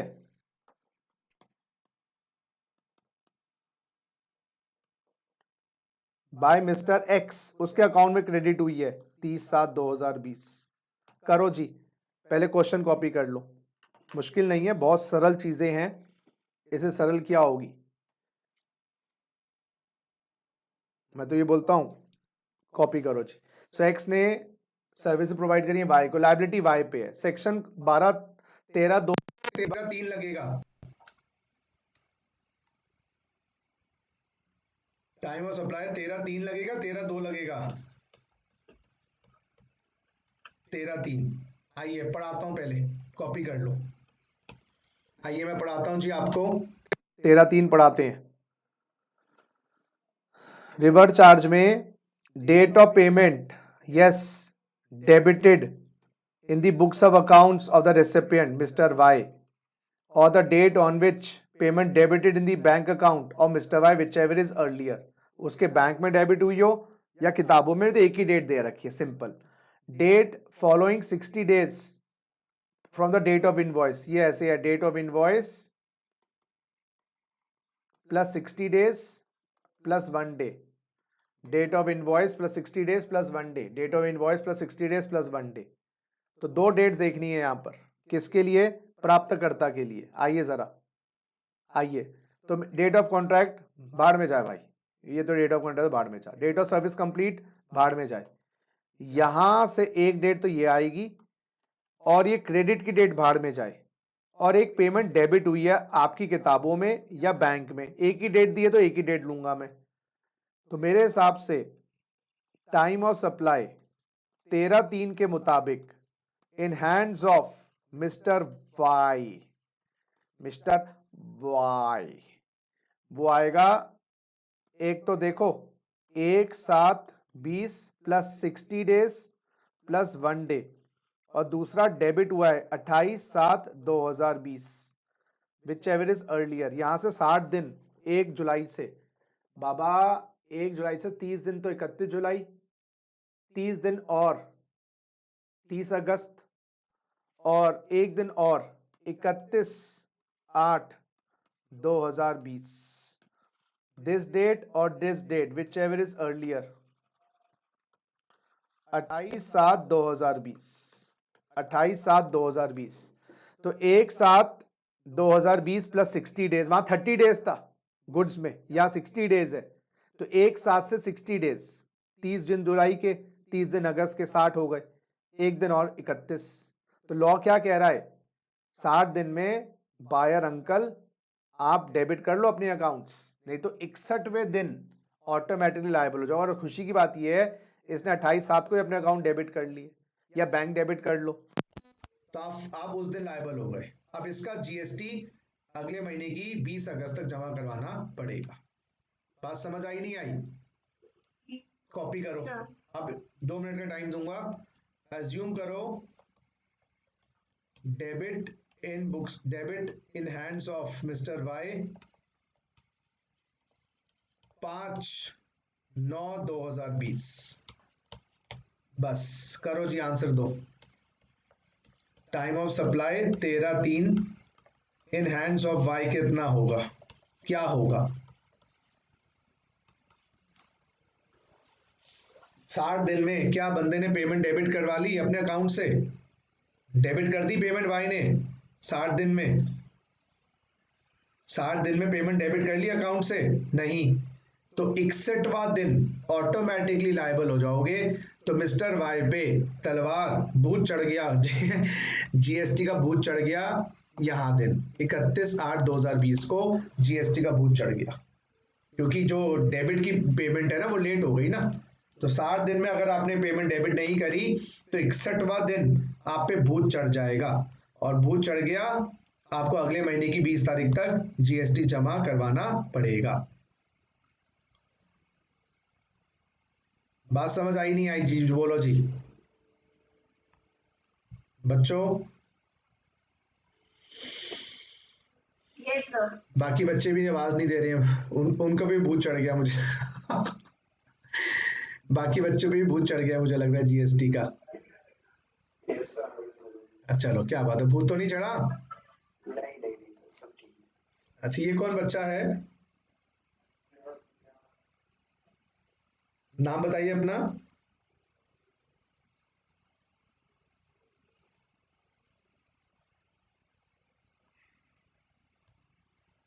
चलो चलो, समझ आ गई बात। अच्छा, अब मैं 3 सेक्शंस को जल्दी से करवा देता हूं। बेटा यहाँ पर वाउचर, वो नाई की दुकान वाउचर इशू कर रहा है। वाउचर में लिखा है सप्लाई आइडेंटिफाइबल, हेड मसाज करवा सकते हो उस वाउचर पे, हेड मसाज, हेड मैसेज नहीं, हेड मसाज। तो जिस दिन इशू किया और वो कह रहा है एनी मसाज एनी सर्विस ले सकते हो, तो जो डेट ऑफ रिडेम्पशन है, यहां डेट ऑफ रिडेम्पशन ली जाएगी। गुड्स में तो मैंने कहा था ना दोनों केस में ही डेट ऑफ रिडेम्पशन ली जाएगी, क्योंकि यहां पर तो अगर मैंने आज वाउचर, अच्छा लो कोचिंग इंस्टीट्यूट है, उन्होंने कहा एक्स की क्लास ले सकते हो वाउचर से, तो जिस दिन हमने इशू किया उस दिन हमारे पर लायबिलिटी आ गई, भूत तो चढ़ गया उस दिन। लेकिन हमने कहा कोई क्लास नहीं, इससे आप क्लासेस भी ले सकते हो, इससे आप हमारे साइट से बुक्स भी खरीद सकते हो, वो तो अलग, हमें नहीं पता आप क्या चीज लोगे तुम उस वाउचर से। तो आज वैसे भूत चढ़ जाएगा, भूत का शेप साइज पता ही नहीं। तो भूत कब चढ़ेगा? जब हमें वो अमाउंट मिलेगा, यानी कि जब आप रिडीम करवाने आओगे। तो yes my dear lovely friends, services में दोनों चलेगा, वाउचर आइडेंटिफाइबल है, सर्विस आइडेंटिफाइबल है, इशू वाउचर, और अगर आइडेंटिफाइबल नहीं है सर्विस तो जब रिडीम करवाने जाओगे। लेकिन गुड्स के केस में थ्योरेटिकली लिखा तो दोनों बातें थी, लेकिन मैंने कहा था क्योंकि डेट ऑफ रिसिप्ट चली गई है तो दोनों ही केस में रिडेम्पशन देखी जाएगी जब आप बिल इशू करोगे। जब बिल इशू ही नहीं किया गुड्स में तो कैसे लायबिलिटी आएगी? लेकिन जीएसटी सर्विसेज में बिल इशू ना करो, पेमेंट आ गई, लायबल हो गए। समझो, जीएसटी सर्विसेज में यही है, मैं क्लासेस ना दूं आपको, आप पेमेंट देगा इंस्टीट्यूट को, हम लायबल हो गए। क्लासेस आगे ना भी चले, पेमेंट आ गई ना, जीएसटी लग गया। बात समझ आ रही है? हाँ ना बोलो जल्दी से। चलो, तो ये other cases same as goods है, ये तो मैंने आपको करवा ही दिया था, सेम एज गुड्स। और 13(6) लेट फीस, वही कोचिंग इंस्टीट्यूट ने कहा है 30 जून तक पेमेंट कर देना, नहीं देते तो लेट पेमेंट लगा दी, तो वो भी अमाउंट चार्जेबल है, लेकिन वो भी रिसिप्ट बेसिस पे होगा ऑब्वियसली, वो तो डेट ऑफ रिसिप्ट होगी, जब date on which supply receives. तो अब क्या आपको 12 और 13 भले भांति समझ आया नहीं आया, जल्दी बोलो, यस सर। बाकी बच्चे बोलो।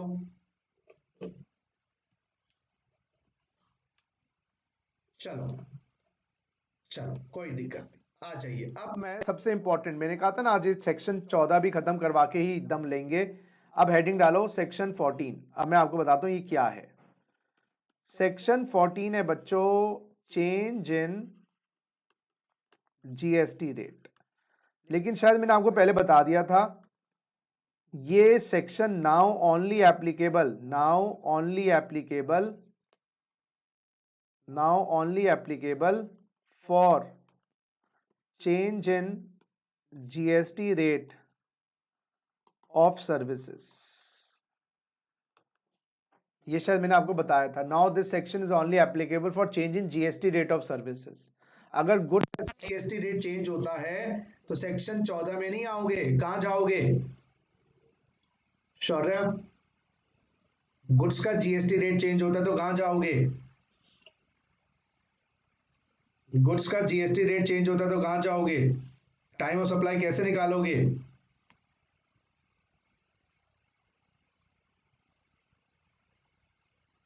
कुछ आइडिया है?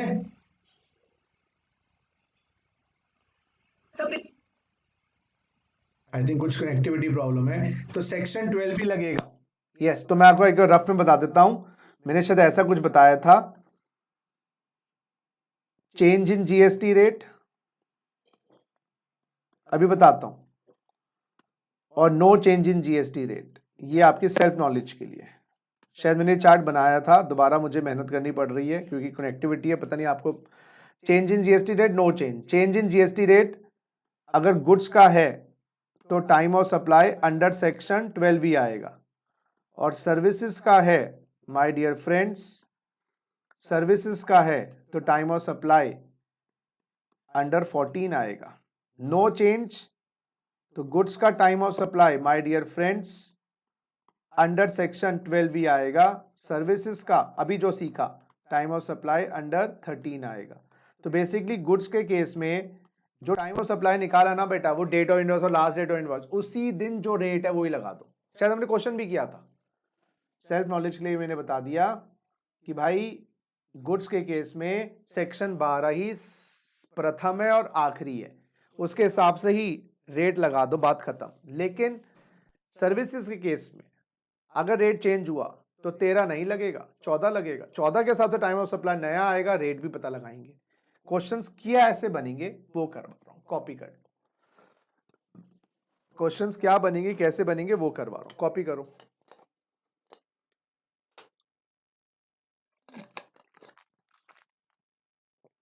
आओ जरा जरा जरा आ जाओ। अब मैं एक आपसे क्वेश्चन पूछता हूं, सर्विसेज की बात करूं। Services completed 30 June 2020, invoice issued 28 June 2020, payment received 25 June 2020, rate of GST up to 30 June 2020 12%, rate of GST with effect from 1 July 2020 18%। Question ये है, आप मुझे दो चीजें बताना, टाइम ऑफ सप्लाई और आप मुझे बताना रेट ऑफ जीएसटी कौन सा लगेगा। हाँ जी, पहले तो ये बताओ कौन सा सेक्शन लगाओगे, और ये सर्विसेज है। देखो जरा, सेक्शन 14। नहीं जी, नहीं लगेगा सेक्शन 14, क्योंकि सब कुछ तो रेट से पहले ही हो गया, सर्विस भी कंप्लीट हो गई, इनवॉइस भी हो गया, पेमेंट भी मिल गई, तो भाई रेट चेंज का इफेक्ट ही कहाँ आया इसके ऊपर? 12% लगाएंगे, तो यहाँ पर हम सेक्शन 13 ही लगाएंगे। तो यहाँ पर टाइम ऑफ सर्विस सेक्शन 13 के हिसाब से निकलेगा, और सेक्शन 13 के हिसाब से टाइम ऑफ सप्लाई क्या निकलेगा, सर्विस इज कंप्लीटेड, उससे पहले बिल इशू कर दिया, यस, तो डेट ऑफ बिल 28 जून, 28 जून, और डेट कौन सा लगेगा, 12%। तो ये रेट चेंज वाला पॉइंट ही नहीं है। रेट चेंज वाला पॉइंट कब होगा, एक कुछ पहले एक कुछ बाद में, जब तीनों ही पहले आ गए। अब एक और क्वेश्चन देखो। अच्छा, आप समझा रेट चेंज का मतलब क्या होता है कि भाई जैसे कुछ पहले का कुछ बाद का, कुछ पहले का कुछ बाद का, ये सारे ही पहले खत्म हो गए, सर्विस भी कंप्लीट हो गई, इनवॉइस भी, पेमेंट भी, तो रेट चेंज का मतलब ही नहीं है इसमें, वो तो हमारा पुराना रेट लगेगा। अब उल्टा कर लो, अब इस क्वेश्चन में assume in question number 1 GST up to 20 June 2020 12% with effect from 21/6/2020 18%। अब बताओ मेरे Laddu Gopal, time of supply कौन सा सेक्शन लगाओगे, 13 या 14? 14। नहीं 13। अरे अरे बेटा, सारी चीजें बाद में है, नए रेट के बाद है, तो नया रेट लगाओगे। चेंज क्या हुआ इसमें, क्योंकि नया रेट कब लगा है, देखो 21/6 से लगा है नया रेट, और 21/6 के बाद ही आपने सर्विस दी है, आपने कंप्लीट करा, आपने पेमेंट मिली है, तो सारी चीजें बाद में 21/6 के, तो यहां पर भी सेक्शन 13 लगेगा। तो टाइम ऑफ सप्लाई यहां पर भी सेक्शन 13 के हिसाब से निकलेगी, वो 28 जून ही रहेगी, और 28 जून को ऑब्वियसली जो रेट ऑफ जीएसटी है वो बड़े वाला लगेगा, बड़ा नया वाला, क्योंकि आपने सब कुछ ही बाद में। तो बेसिकली पॉइंट क्या है, सुनो, प्रॉब्लम कब आएगी, जब आपका कुछ हिस्सा पुरानी सर्विस पुराने रेट पे आ रहा हो, कुछ हिस्सा नए रेट पे आ रहा हो, वो होता है चेंज इन जीएसटी रेट। लेकिन अगर सारा ही कम आए, भाई चट मंगनी पट भी आ, सब कुछ हो गया, बात ही खत्म, या सब कुछ बाद में होगा, नया रेट लगेगा, तो ये चेंज इन जीएसटी रेट वाले क्वेश्चंस नहीं है। चेंज इन जीएसटी वाले रेट क्वेश्चन में कब आएंगे, सुनो मेरी बात, अब क्वेश्चन नंबर 3, क्वेश्चन नंबर 3 अब देखना, आयो पल्ले पड़ रहा हो भैया बच्चों के, बाल ना खींचने लग गए हो अपने और दूसरों के। अरे भाई, बाल तो नहीं खींच रहे, यहाँ पर सब बैठे एक दूसरे के, प्लीज बता दो भैया, कभी एक दूसरे के बाल खींच रहे, कपड़े फाड़ रहे हो, ये क्या हो गया हमारे साथ आज, भैया प्लीज बता दीजिएगा। सर हाँ सर सेकंड वाले में इस चेरी की कॉस्ट होगा ना? हाँ 18% होगा ना, मैं जान के ऐसे लिखता हूँ कि तुम भी पूछने वाले बनो कम से कम, बाल खींचने से छोड़ो दो अपने आप को, कम से कम तुम्हें दिमाग यहाँ पर लगे। हाँ जी बच्चों, कुछ समझ आ रहा है मैं क्या कर रहा हूँ, यस सर। तो शौर्य का तो मुझे भरोसा है। ओ बच्चों, मेरे प्यारे प्यारे लड्डू गोपालो, मामा मिया, हाँ कुछ तमल आला है तुम्हें, थोते थोते बत्ते हो तुम, थोते थोते बत्तों को कुछ तमल आला है, यस सर। सोचा नहीं था ना तब मुश्किल होगी तीते, थोता था तुमने कभी, ऐसी भी लाइन पे चीते पलनी पलेंगी बच्चों। अच्छा कोई है ही नहीं, यहाँ सब भाग गए वो बाल खींच रहे होंगे ना, वो पैसी क्लास में बाल खींच के भाग गए। बेटा मैंने कह रहा हूँ, ये चीजें बिल्कुल शिद्दत से, बहुत कंसंट्रेशन से पढ़ने वाली चीजें हैं, और मैं तो बहुत सरल करवा के करवाता हूँ, मेरी तो खासियत यही है। अगर मैंने सरल नहीं करवाया होता तो क्या हाल होता तुम्हारा। अपने बाल मत खींच लेना बेटा तुम। चलो, अब क्वेश्चन नंबर 3 में प्रॉब्लम कब आएगी, देखो जीएसटी का रेट 30 जून 2020 तक 12% था, अब देखना, और 1/7/2020 से 18% हुआ है। अब देखना बेटा, सर्विस कंप्लीट हुई है 25 जून 2020, इनवॉइस इशू हुआ है 5/7/2020, और बच्चों पेमेंट 2/7/2020। अब यहां पर ये सर्विस का ही है, ये सर्विस का ही केस है। क्या आप 13 लगा सकते हो, नहीं लगा सकते हो, क्यों, क्योंकि देखो सर्विस 30 जून को खत्म हुई, 25 जून को खत्म हुई है, एक चीज तो पुराने रेट में है, दो चीजें नए रेट में है, जब तीनों में से याद रखना एक रेट से पहले हो एक रेट के बाद हो, या दो रेट के बाद हो दो रेट से पहले हो एक रेट के बाद हो, तीनों ही पहले हो तीनों बाद में, कोई फर्क नहीं। यहां पर हम यस आंसर आप बाद में देंगे, टाइम ऑफ सप्लाई निकालेंगे under section, yes my dear friends 13, time of supply निकालेंगे अंडर सेक्शन 14, यहां पर 14 में निकलेगा, और रेट कौन सा लगेगा अभी वो बाद में बताऊंगा, और टाइम ऑफ सप्लाई क्या होगा वो भी बाद में बताऊंगा, लेकिन यहां पर हमें 14 में आना पड़ेगा। शौर्य बात समझ आई अब आपको या नहीं?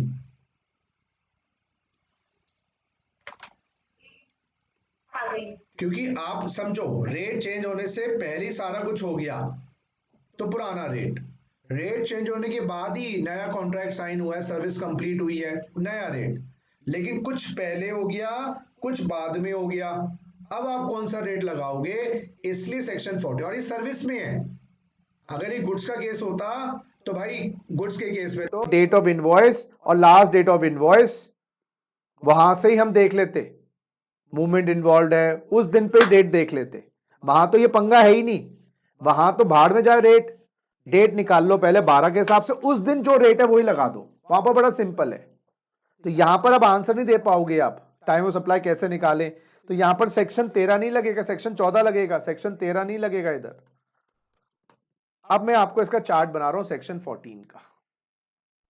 आइए, तो कुछ पहले तीन चीजें हैं सर्विस में, कंप्लीशन, पेमेंट और इनवॉइस, तीनों रेट से पहले पुराना रेट सेक्शन 13, तीनों रेट के बाद नया रेट सेक्शन 13, कुछ कुछ होता है तुम नहीं जानोगे राहुल, कुछ पहले कुछ बाद में, तो भाई सेक्शन 14 में आएंगे।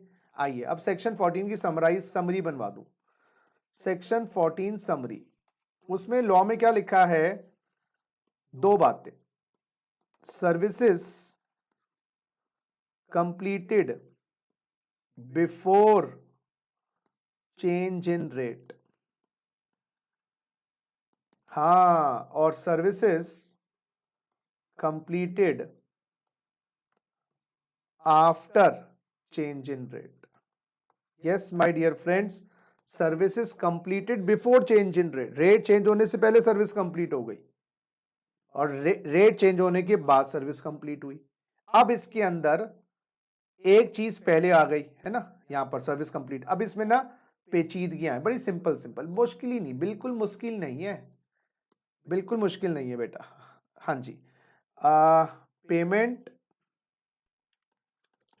Before change and invoice after change.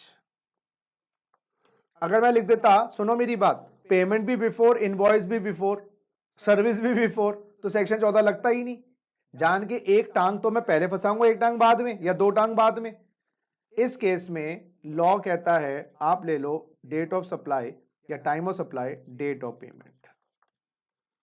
हाँ, अब मैं उल्टा कर रहा हूं, इनवॉइस बिफोर चेंज, सर्विस तो पहले हो ही चुकी है, इनवॉइस भी before, and payment after change,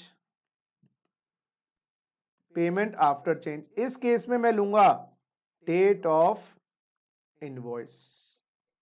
अच्छा, both payment and invoice after change, service पहले है लेकिन पेमेंट में दोनों बाद में, जैसे शायद हमने क्वेश्चन किया, तो इनवॉइस और payment whichever is earlier, invoice और payment whichever is earlier. देखो भैया, लिखो सर, लिखो तो सही, किसने कहा था तुम्हें इंटर में आने के लिए, फाउंडेशन में रहते इजी इजी चीजें करते, भैया ये तो मैंने बोला ही है, इजी है, एक बार पढ़ना पड़ेगा। अच्छा, तो services completed before change, copy करना एक बार, और यहां पर भी मैं थोड़ा वर्टिकली बना देता हूं चार्ट को, चलो नीचे ऐसे ही बनाते हैं, ऐसे इजी रहेगा आपके समझने के लिए। यहां पर भी तीन बातें वही बनेंगी, payment after change and invoice before change, payment after, service भी आफ्टर, इनवॉइस पहले, तो डेट ऑफ पेमेंट। अच्छा, इनवॉइस बिफोर, इनवॉइस आफ्टर बेटा, invoice after, invoice after and payment before, तो date of invoice. Both, yes my dear friends, both invoice and payment before change, एक चीज तो बाद में रखूंगा ही ना, तीनों बाद में हो जाती तो बात ही खत्म। तो इस केस में मेरे बच्चों, इतने प्यारी प्यारी चीजें बना के दे रहा हूं यार, कहाँ मिलेंगी तुम्हें ये बताओ। Invoice and payment before change, तो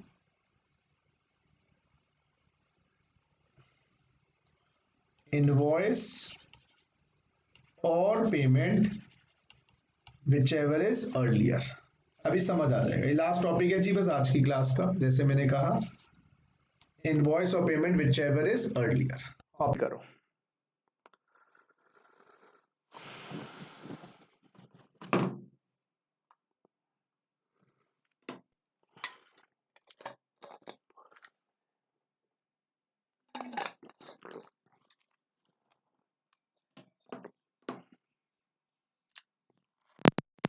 कॉपी हो गया तो बताइएगा बच्चों।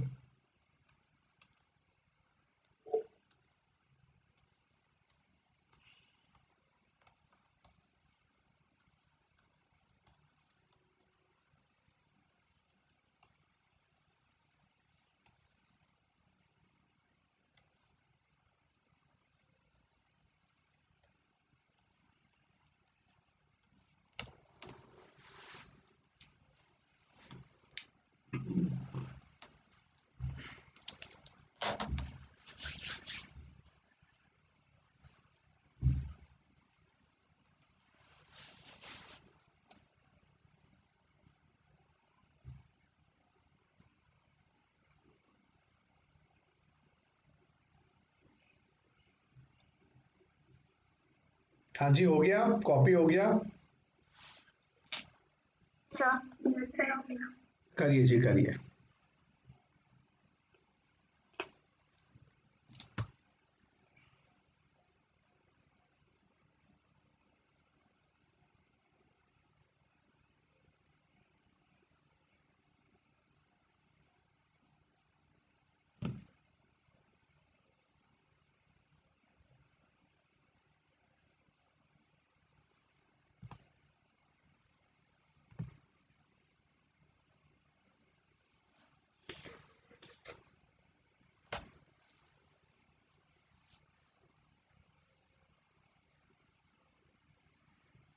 चले अब जरा क्वेश्चन पे आ जाएं, जो हमने अभी क्वेश्चन किया था ना, उसी पे आ जाओ।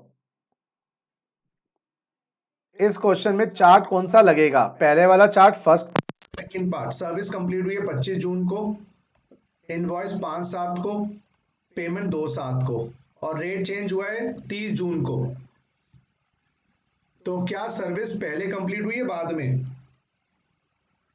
पहले हुई है। सर्विस पहले कंप्लीट हुई है, तो हम ये वाला चार्ट लगा देंगे, सर्विस कंप्लीट हुई है ये वाला। अब इसमें देखो, इनवॉइस और पेमेंट दोनों बाद में है क्या? रेट चेंज के बाद है। हाँ जी, रेट चेंज हुआ बेटा 30 जून को। कहाँ मर गया, रुक जाओ एक सेकेंड। हाँ 30 जून को, और इनवॉइस और पेमेंट दोनों बाद में है, 5 और 2/7, ये 30 जून है। खाली एक टांग पहले है कंप्लीशन की, इनवॉइस और पेमेंट की टांग बाद में है। इनवॉइस और पेमेंट की टांग बाद में है, तो इनवॉइस और पेमेंट की टांग बाद में है। बोथ, ये देखो, both payment and invoice after change. Invoice और payment whichever is earlier, ये है टाइम ऑफ सप्लाई। इनवॉइस और payment whichever is earlier, तो इसके अंदर इनवॉइस और payment whichever is earlier, तो दोनों में से अर्लियर डेट बेटा 5 और 2 कौन सी हो गई? शॉर्ट 2/7/20, ये है टाइम ऑफ सप्लाई। 14 के हिसाब से, और इस दिन जो रेट लगेगा वही रेट लगा दो। इस दिन कौन सा रेट लगेगा, नया पुराना? नया 18%। 3%। अगर 13 में जाते ना तो 13 का जो इसका आंसर आता वो जो भी आता कंप्लीशन इनवॉइस वो नहीं देखना, 30 दिन कुछ नहीं देखना, 14 के हिसाब से टाइम ऑफ सप्लाई निकलेगा, 14 के हिसाब से टाइम ऑफ सप्लाई निकलेगा, ना कि 13 के हिसाब से, और 14 के हिसाब से रेट निकालेंगे। बात समझ आई? जरा लिखो। Yes sir. अब आ जाओ क्वेश्चंस करते हैं, इसी के क्वेश्चंस करते हैं बस, अब ज्यादा डीप में नहीं जाएंगे। देखो सर्विसेज कंप्लीट हो गई हैं 30 जून 2020। रेट जीएसटी का अप टू 30 जून 2020, या रेट जीएसटी का, चलो एक सेकेंड, सर्विसेज कंप्लीट हो गई हैं 25 जून 2020। जीएसटी का rate up to 30 June 2020 18%, with effect from 1/7/2020 28%। अच्छा, date of invoice, date of payment, आप बताना टाइम ऑफ सप्लाई क्या होगा और रेट कौन सा लगेगा, ये दो चीजें आपको बतानी है। हाँ जी, डेट ऑफ इनवॉइस बताइएगा। पहली डेट ऑफ इनवॉइस है बेटा 28/6/2020, पेमेंट है 5/7/2020। बताओ जी टाइम ऑफ सप्लाई, चार्ट 1 लगेगा चार्ट 2 लगेगा?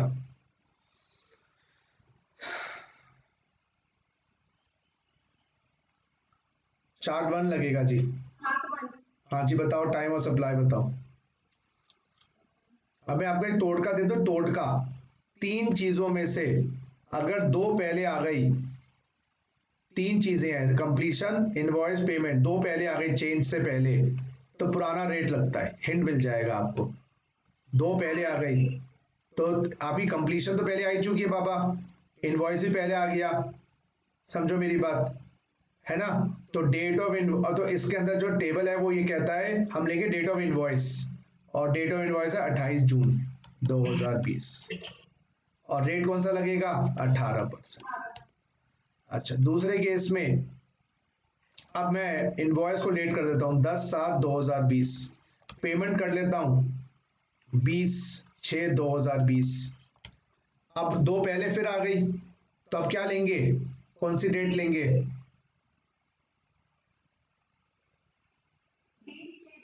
नहीं, सर्विस पहले कंप्लीट हो चुकी है, पहला चार्ट है, इनवॉइस भी पहले आ गया, 2 चीजें पहले आ गई, तो पुराना रेट लगेगा। पुराना 2 चीजें, अच्छी बात है आपने 2 चीजें पहले लिया है, सर्विस भी पहले, अच्छा, और पेमेंट भी पहले, सॉरी पेमेंट भी पहले, इनवॉइस कह गया, पेमेंट भी पहले है, 20 जून, 20 जून, सही सही कहा आपने, 20 जून 2020, सही बात, और कौन सा रेट, 18%। ठीक है, 20 जून बोला, बिल्कुल सही।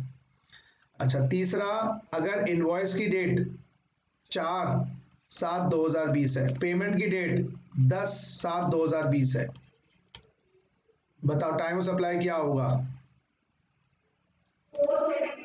4/7/2020, कौन सा रेट, 28% का रेट, 28% का रेट, क्योंकि आपका अब 4/7 को जो रेट है वो लगेगा, और ये सेक्शन 14 लगा रहे।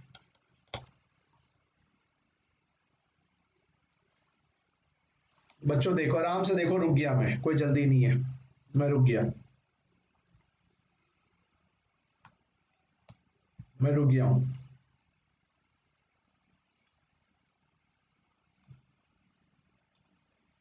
I have stopped.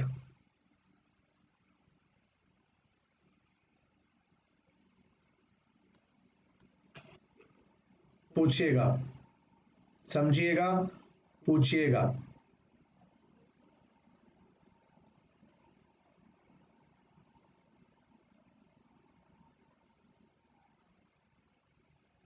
हाँ जी, क्लियर है।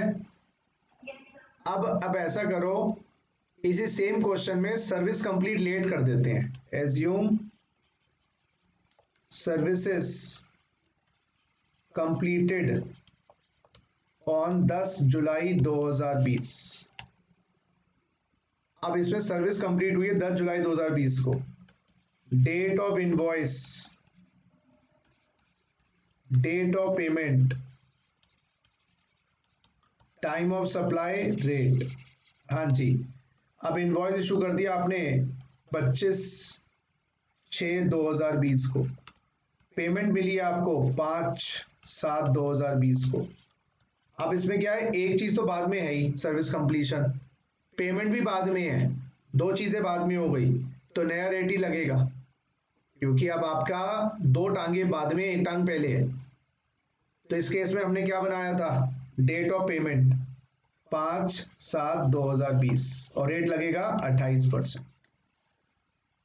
अच्छा, दूसरे केस में देखो, आपने इनवॉइस भी पहले इशू कर दिया और पेमेंट भी पहले ले ली, तो गवर्नमेंट कहती है दो टांगे पहले आ गई, एक बाद में है, तो which ever is earlier 25 June 2020, तो कौन सा रेट लगेगा, 18%।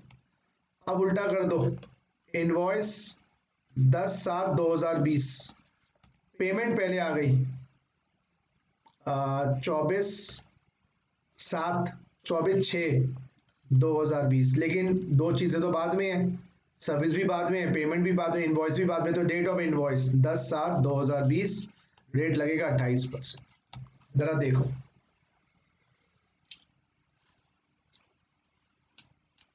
देखो भैया,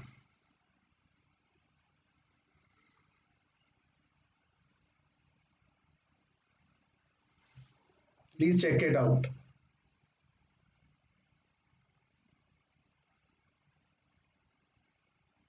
हाँ जी, क्लियर है बच्चों बात। Yes, sir. तो अब ये चैप्टर को आपको पढ़ना है और इससे रिलेटेड जो एमसीक्यूज हैं या क्वेश्चन बैंक में क्वेश्चंस हैं वो ढूंढने हैं। जिन बच्चों का सीएमए का पेपर है, क्वेश्चन बैंक में क्वेश्चंस ढूंढिएगा। मैं मार्क करवाऊं क्या, फिर या अपने आप ढूंढ लोगे? हाँ, तो थोड़ा सा मेहनत करो, और जहां पर टाइम ऑफ सप्लाई के क्वेश्चन है, टाइम ऑफ सप्लाई के क्वेश्चन एमसीक्यू के करिए। तो जो बच्चे एमसीक्यू बेस्ड हैं वो एमसीक्यू के क्वेश्चंस करेंगे, जो बच्चे सब्जेक्टिव बेस्ड हैं वो subjective question, time of supply के क्वेश्चन बैंक में क्वेश्चंस हैं, ढूंढिएगा, मिलेंगे, मिल जाएंगे, करिएगा। खाली टाइम ऑफ सप्लाई का जहां अटकोगे नेक्स्ट क्लास में फिर मैं इन क्वेश्चंस की प्रॉब्लम्स लूंगा और आपके सामने दोबारा से हाजिर होऊंगा। Thank you guys. कोई क्वेरी हो तो बताइएगा, अदरवाइज मैं